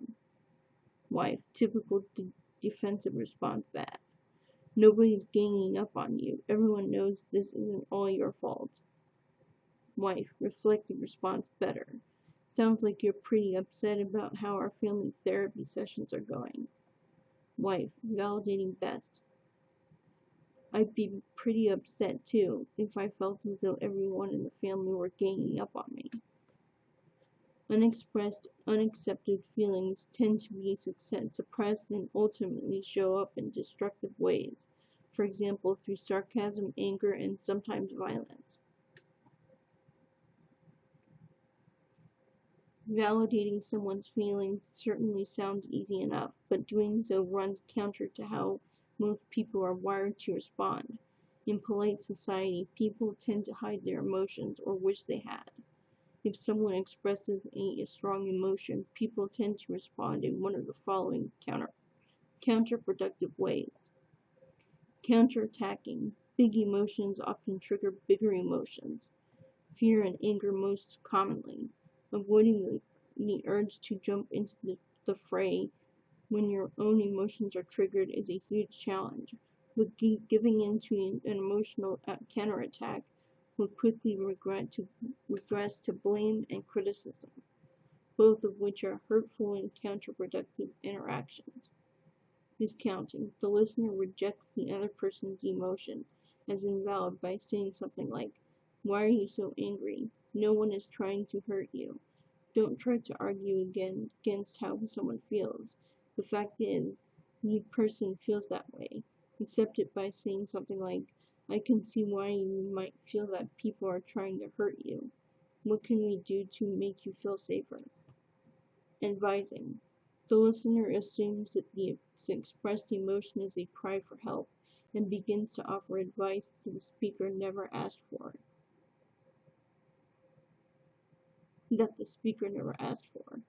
A good rule of thumb is to avoid offering advice unless the other person specifically asks for it. If you're not sure, ask the speaker something like, "Do you want me to make some suggestions?" Ignoring. Another way to reject the validity of someone's emotion is to remain silent about it or to try to change the subject, which is nearly equivalent to ignoring what the person said. If you don't know how to respond to something, at least try to indicate that you heard and understand the person by paraphrasing what she just told you and or asking her to clarify or help you understand more clearly what she's saying or asking.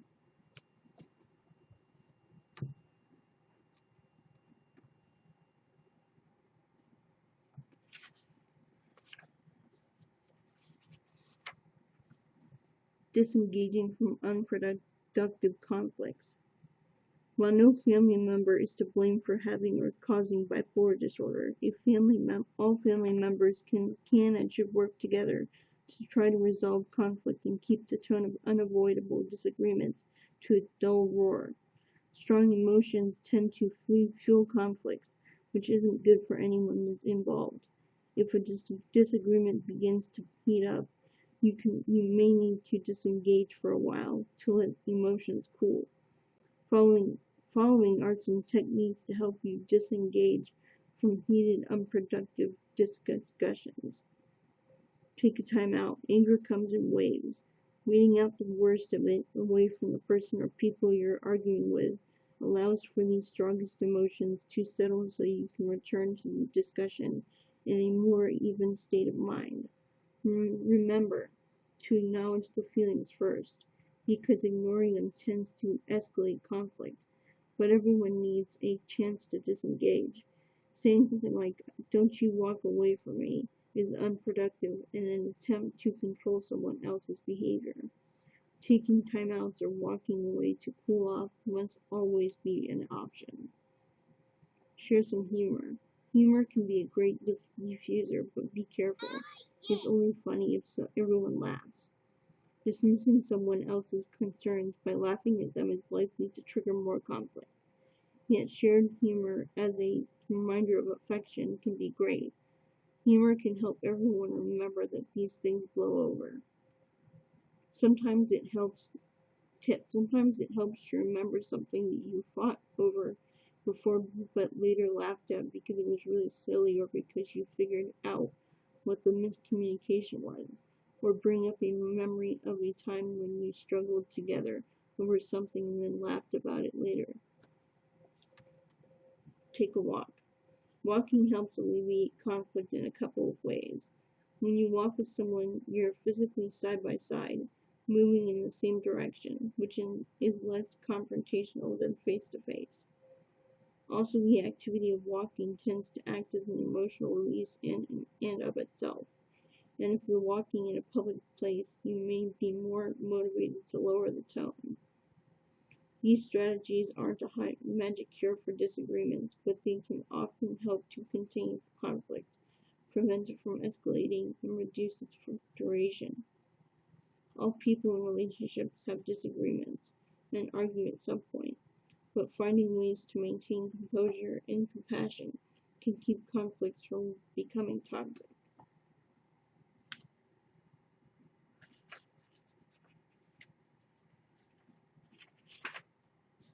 Remember, disengaging is a temporary fix.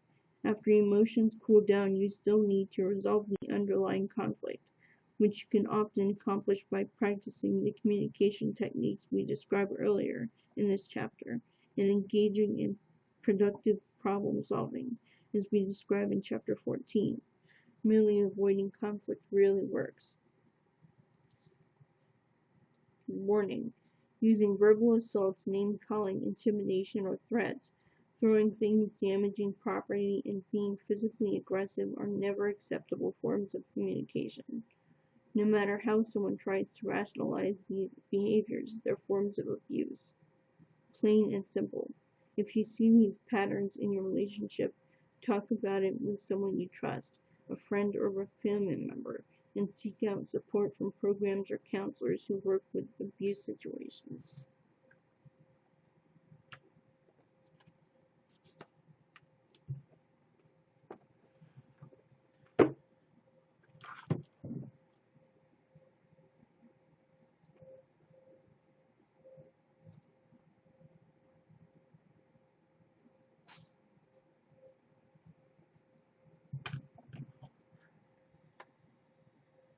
Hello, Luna Ram.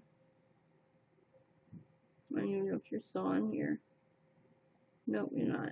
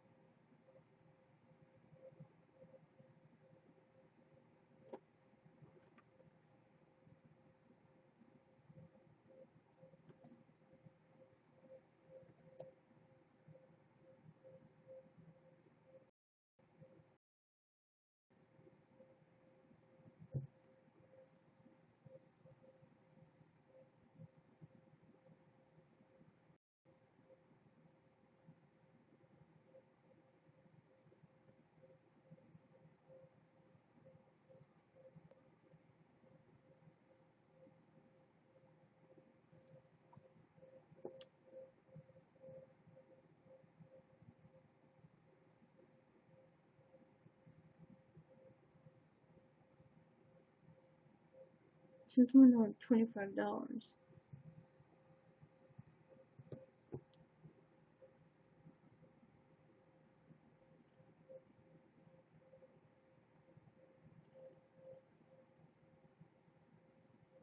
Okay.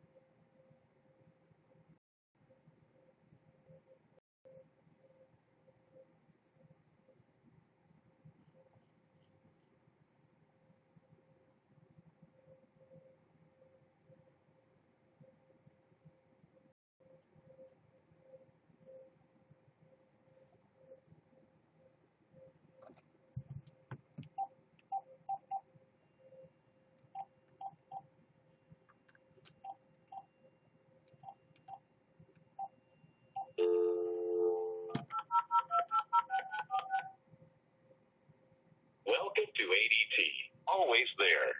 To maintain excellent service, all calls to and from ADT may be recorded. For home security systems, press 1. If you are an existing ADT customer, press 1. Or if your alarm has gone off, press 0 now. If you're moving, press 1. To learn more about add-ons or upgrades to existing home systems, including ADT Pulse, press 2. For technical assistance or to test your alarm, press 3. For billing and payments, press 4.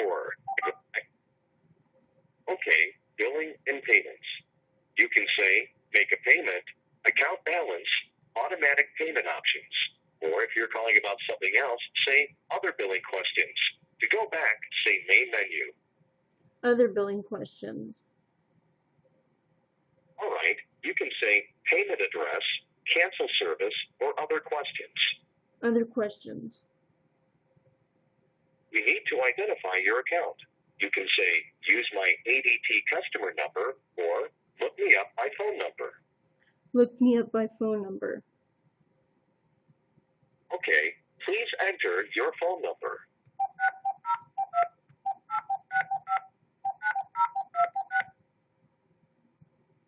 To maintain excellent service, all calls to and from ADT may be recorded. Thank you for calling ADT Security Services. Calls may be monitored for quality purposes. Your expected wait time to speak with the next available agent is approximately 2 minutes.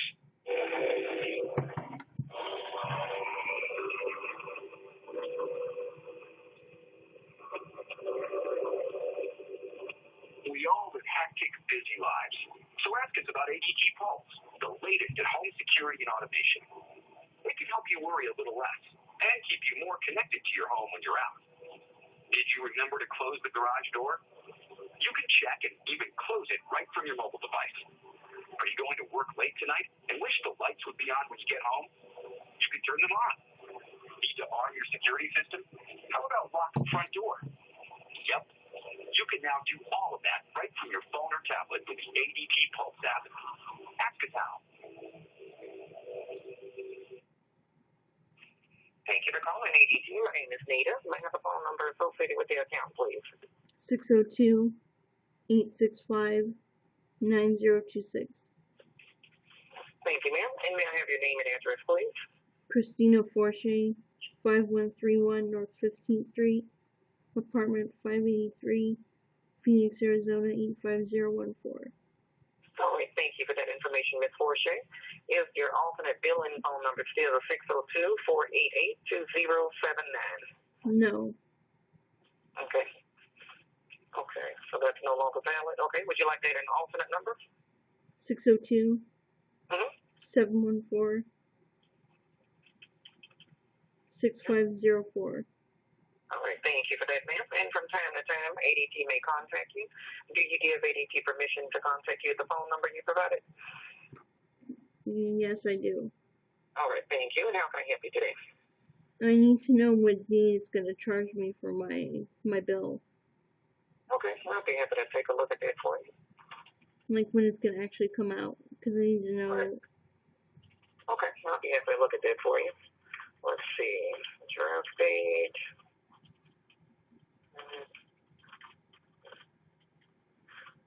Your draft date is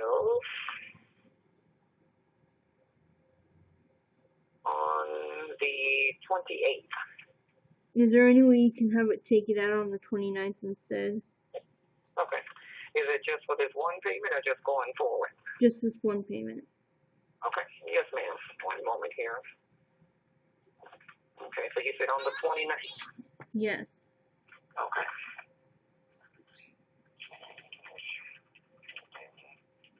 Draft date.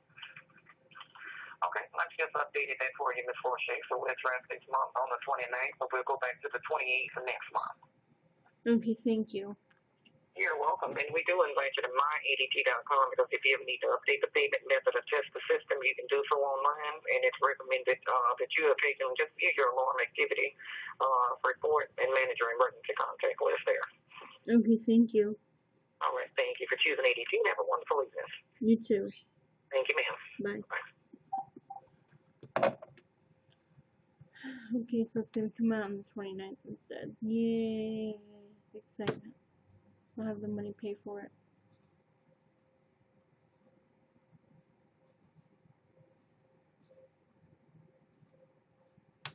29th is what? Friday? No, Thursday.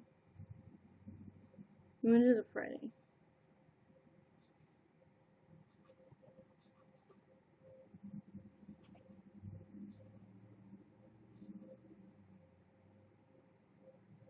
It gives me time to go to the bank and deposit the money he gives me.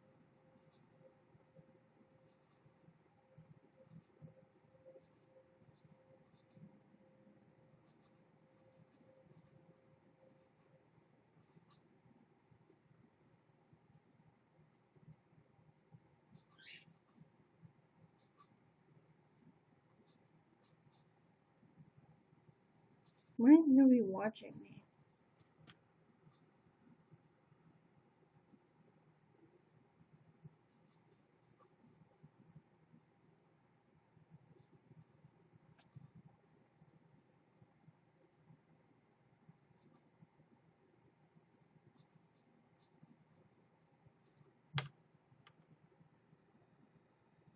I'll put some music on.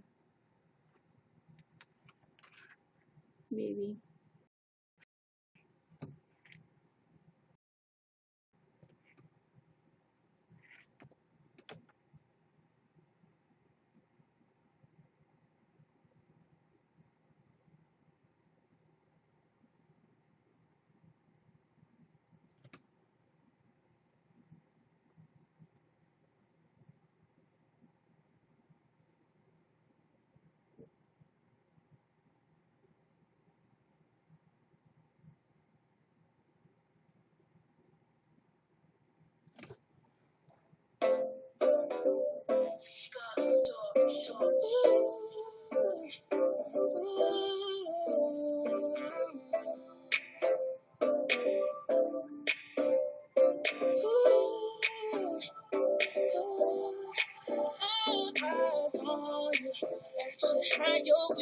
Working all week, let me work you out for the weekend. Baby, I'm a beast. How can you take me? I'm gonna let it out, lay you down.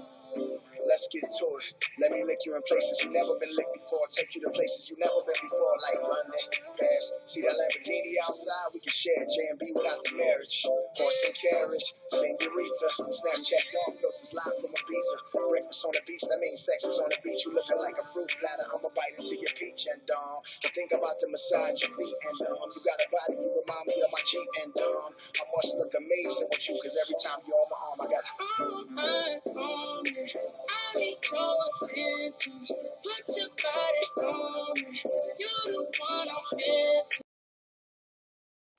All eyes on me. We got us thinking. We both trying to.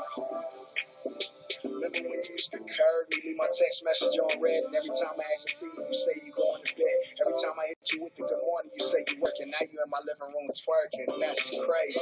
You wear that bodysuit, I know you're trying to tease me. I put on that tiller, she'd rather fuck me than Weezy.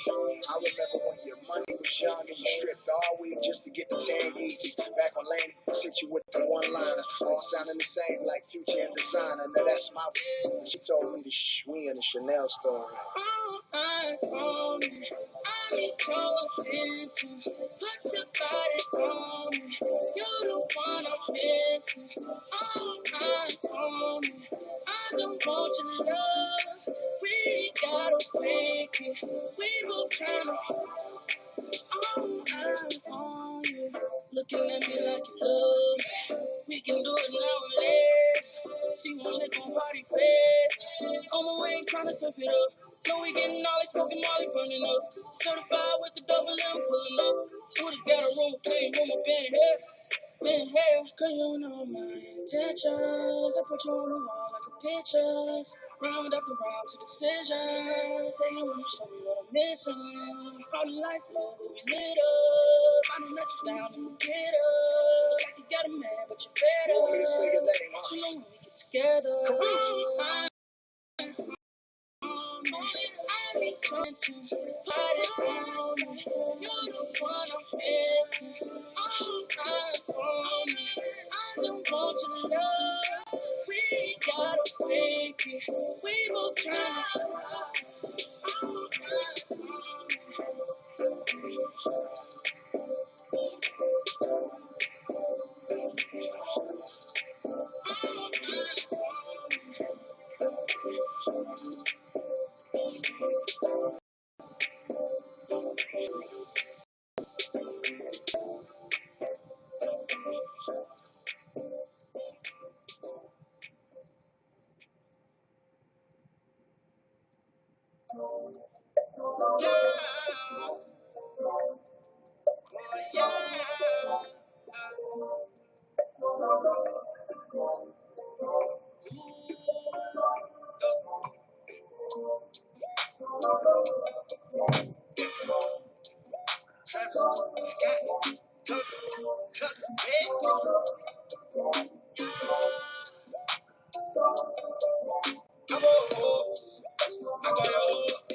Just a fucking show.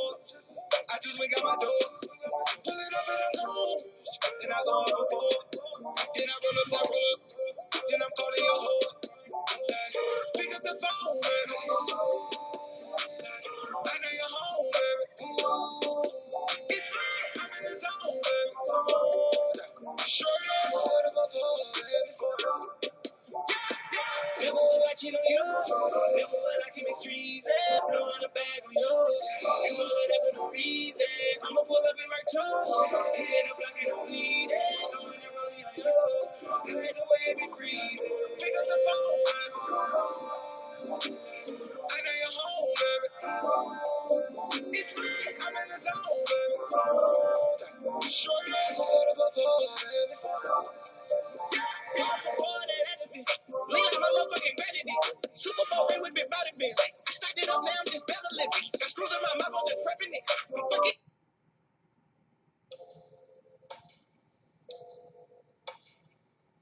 I guess for now you've got the last desire. I'm sorry.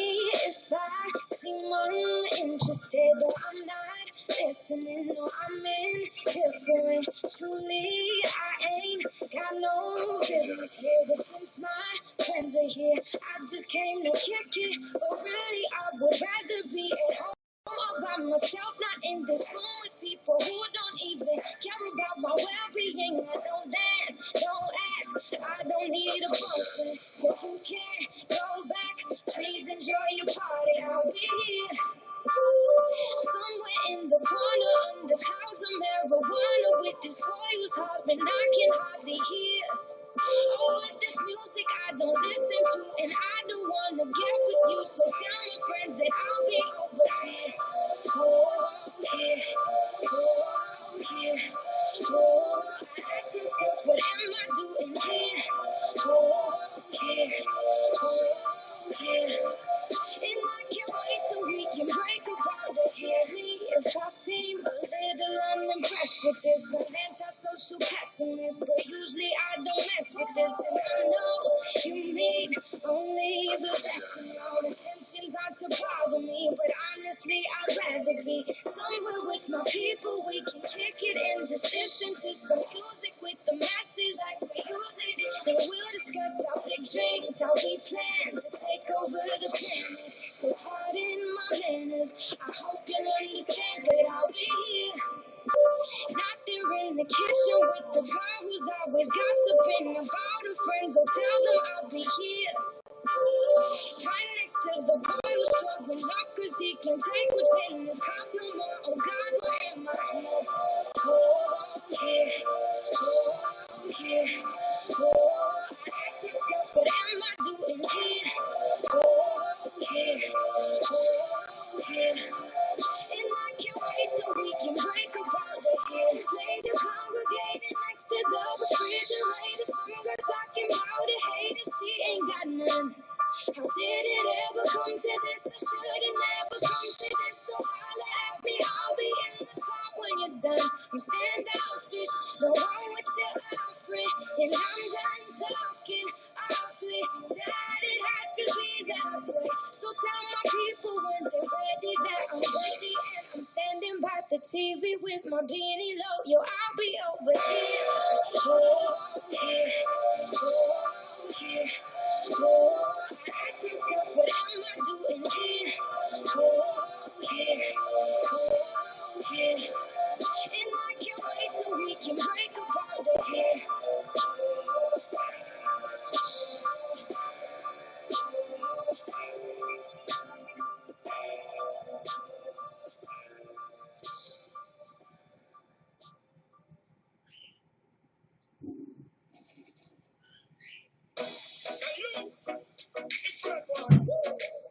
It's just a lover, yeah. Na na na na, oh na na na. Enrique and baby Serena. Wake the 6 a.m. Time to work. Let me make you come again. Do it, yeah. Stretch the girl, no one. I'm not the one that's a lover, yeah. Got enough to turn you on. So, baby, just keep it a little secret. But they don't know. We can do mouth to mouth when no speaking. We can see eye to eye in the dark.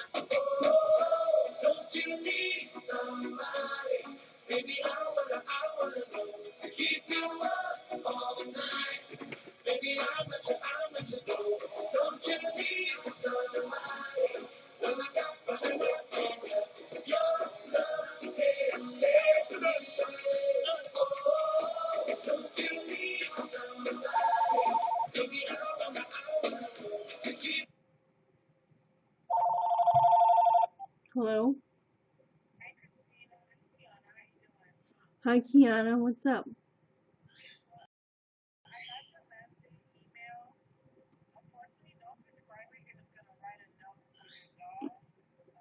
It's not just for my dog.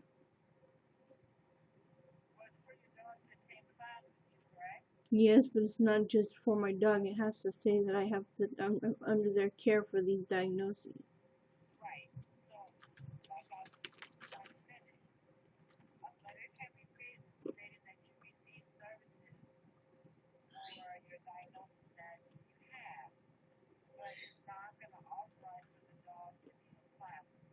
Why not? She's in training though.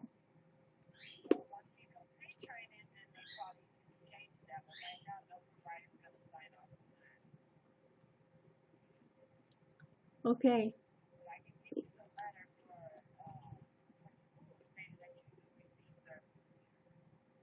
I don't need to say I receive services. I need to say that I'm under the care of the doctor for those diagnoses.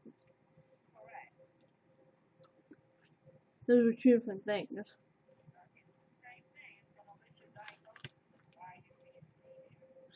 Okay.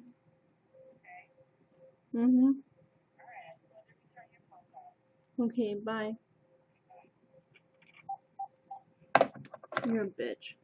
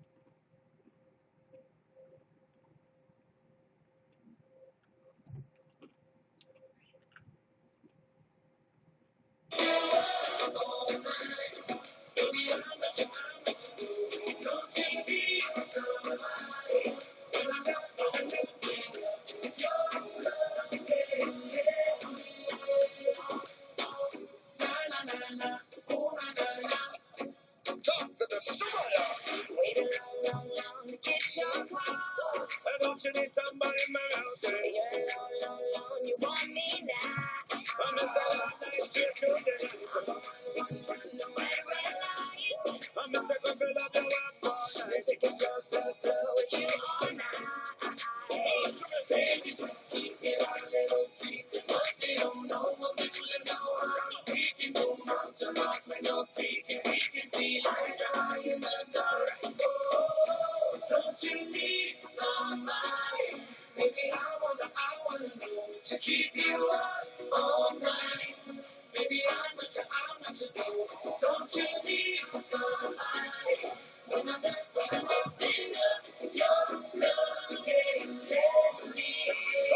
Oh, don't you need somebody? Maybe I wanna know to keep you up all night. Maybe I'm what you do. Don't you? I'm back.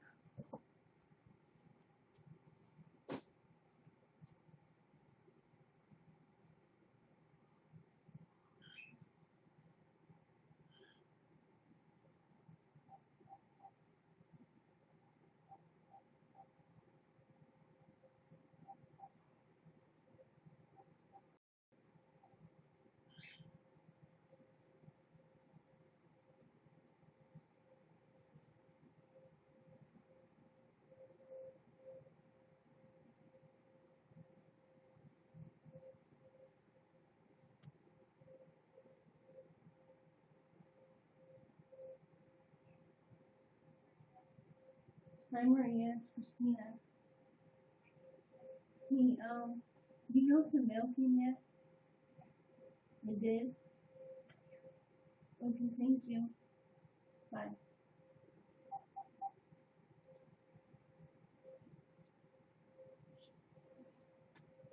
I'm the wrong way.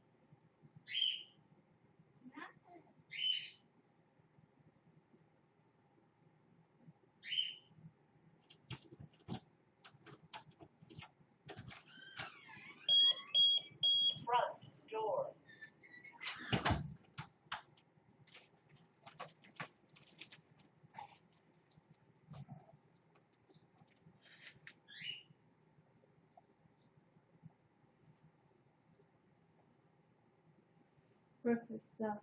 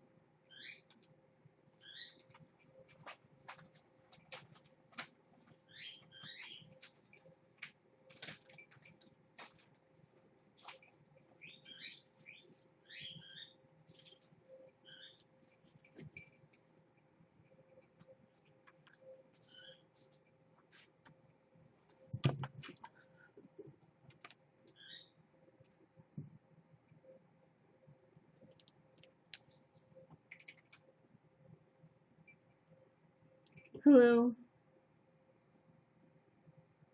Hello, Olivia. Sorry, I've been kind of busy doing things while I'm on YouNow.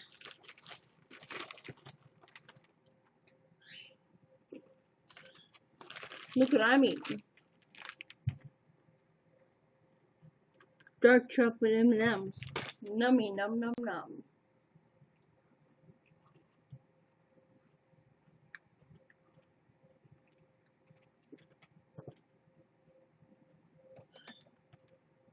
Hello, Molly.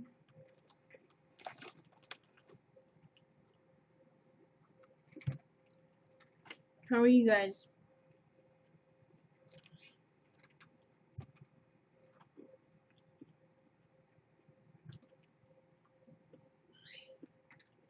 What are you guys up to?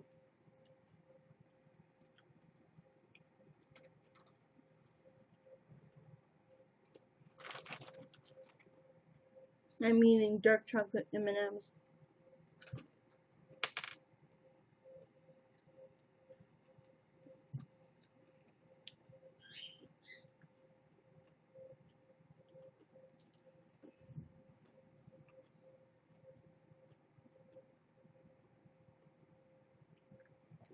I think it's time for some coffee.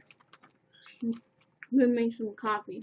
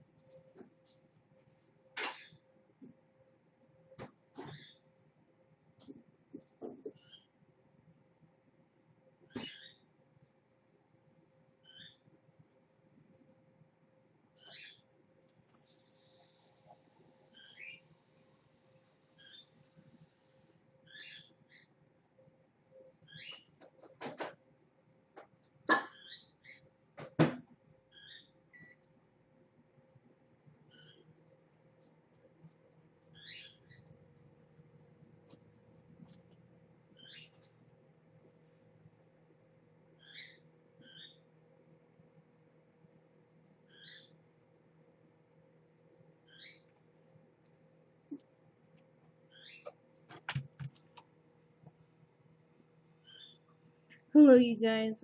Actually, I don't know if there's anybody here. Nope, there's nobody here. We just like left. We ditched How dare they?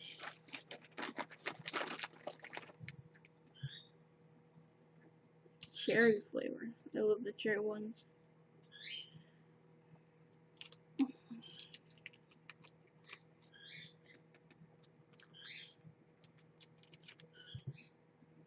Starburst.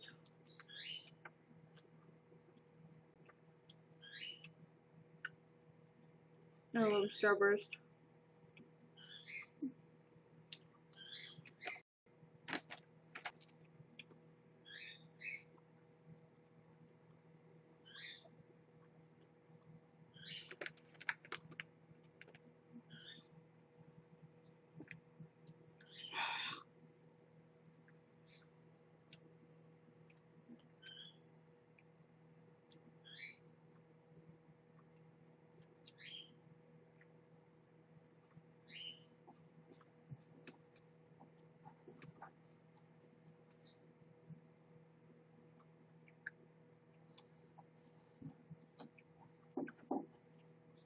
I'm number 5 on YouTuber. I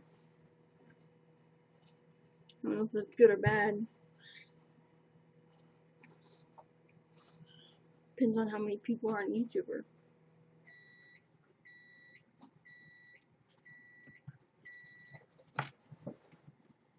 Hey.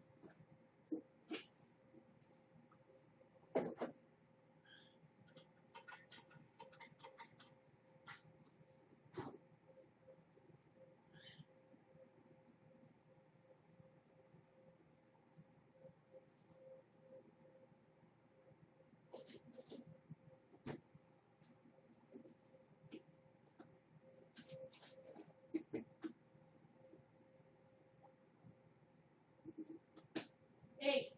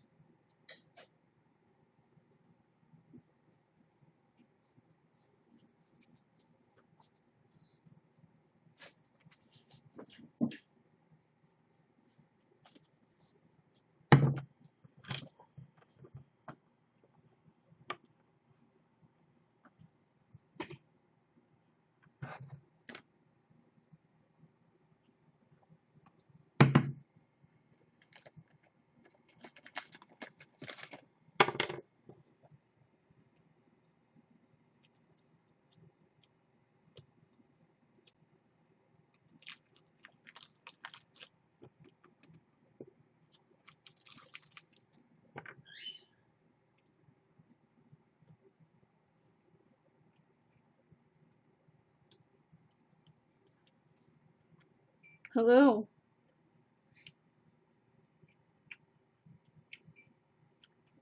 How are you, the fuzzy green golf ball TVTM?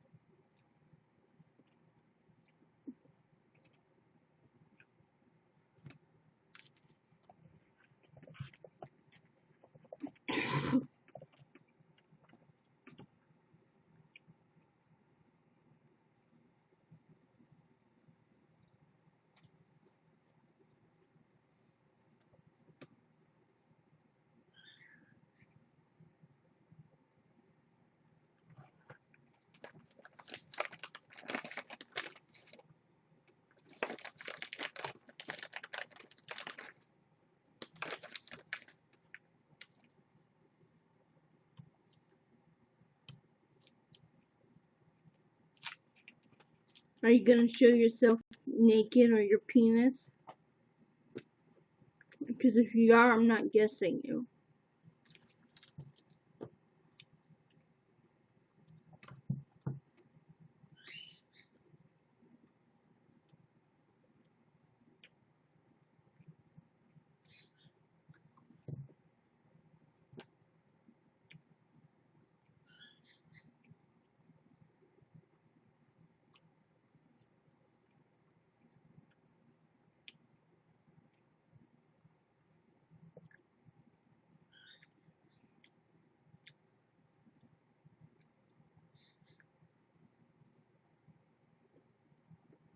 I'm trying to guess you. It's not working.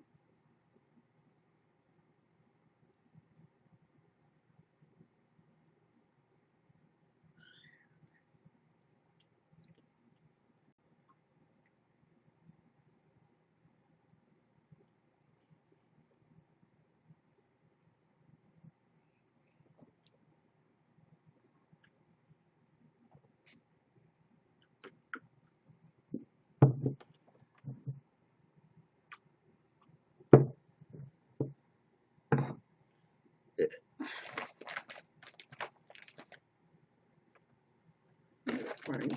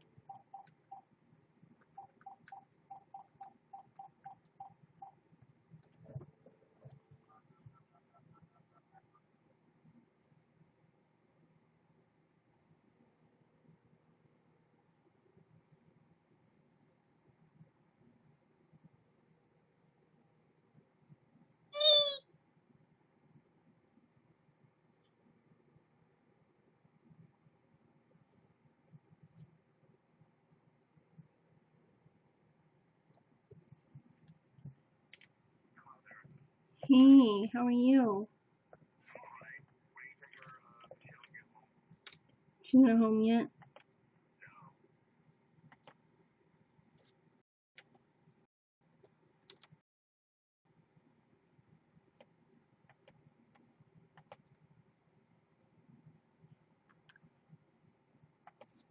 That's not good.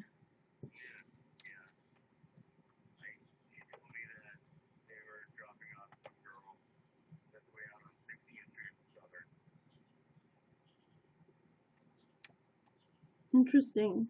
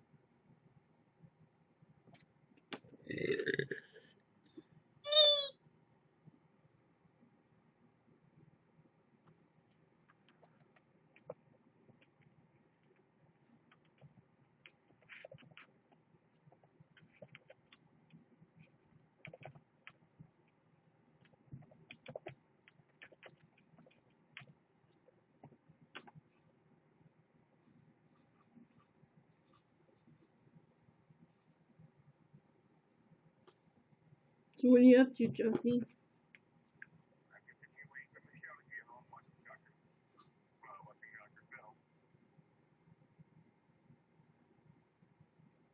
But you can't wait to see her.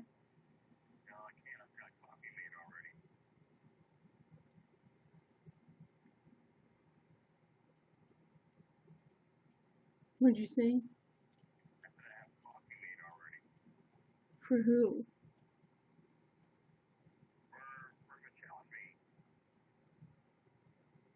Oh, okay.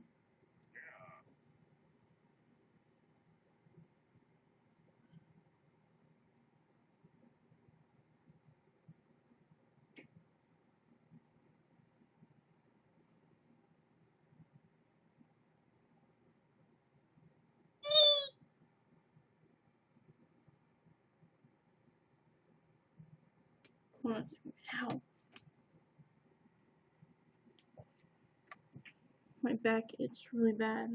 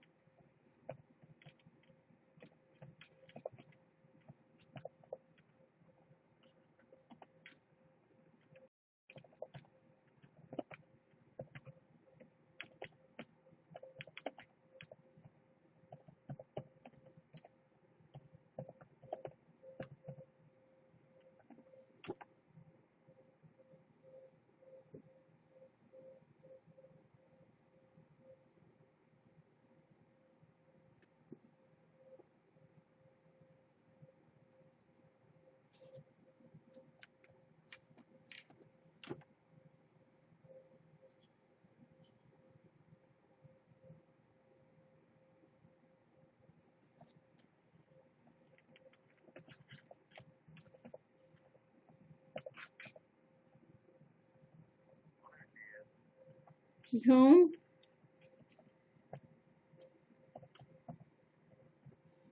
She's home, Joseph? She's home? She's home now? Tell her I said hi and I missed her.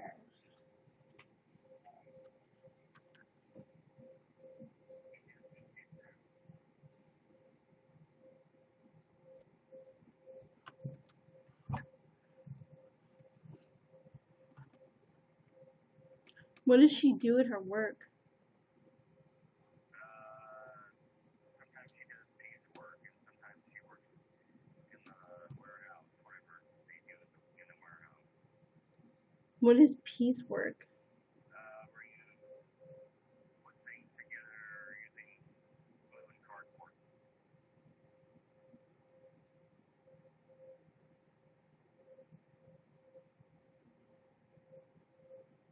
Okay.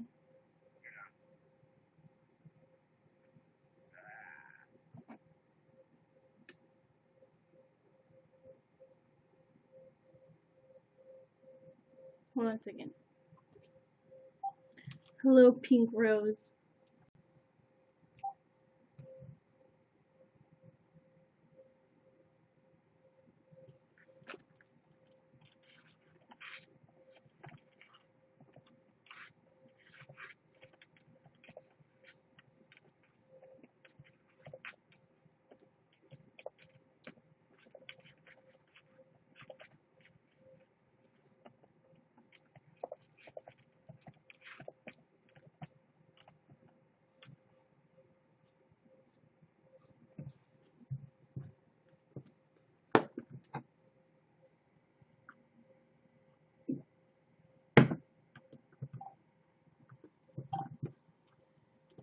So what's up?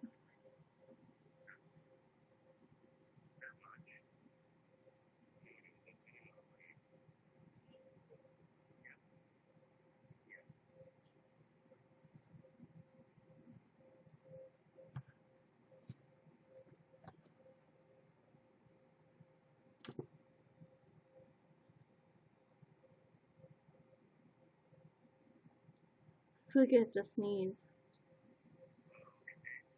Have you ever felt that way and you can't do it?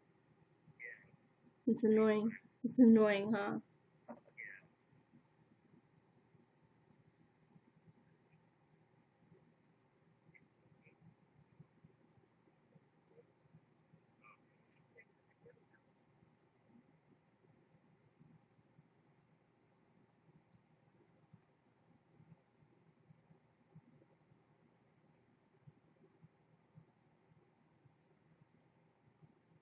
So what are you doing tomorrow?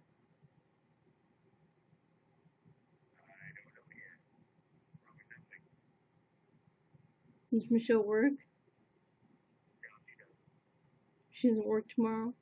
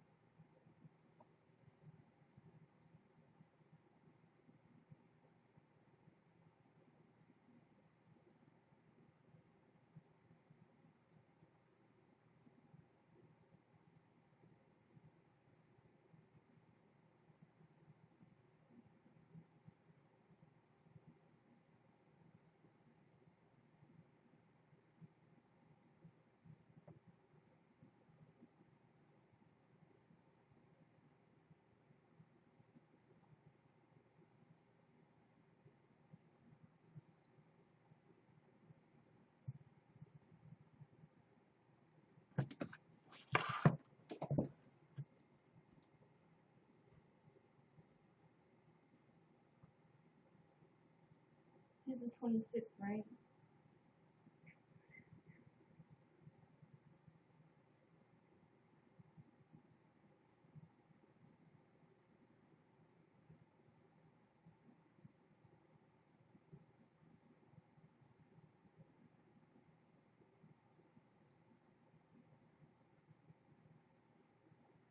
Are you busy tomorrow, Joseph?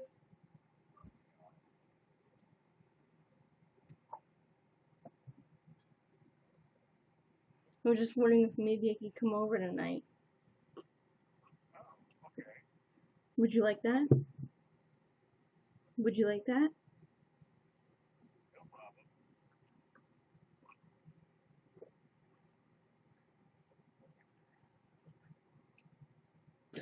Could I come over tonight?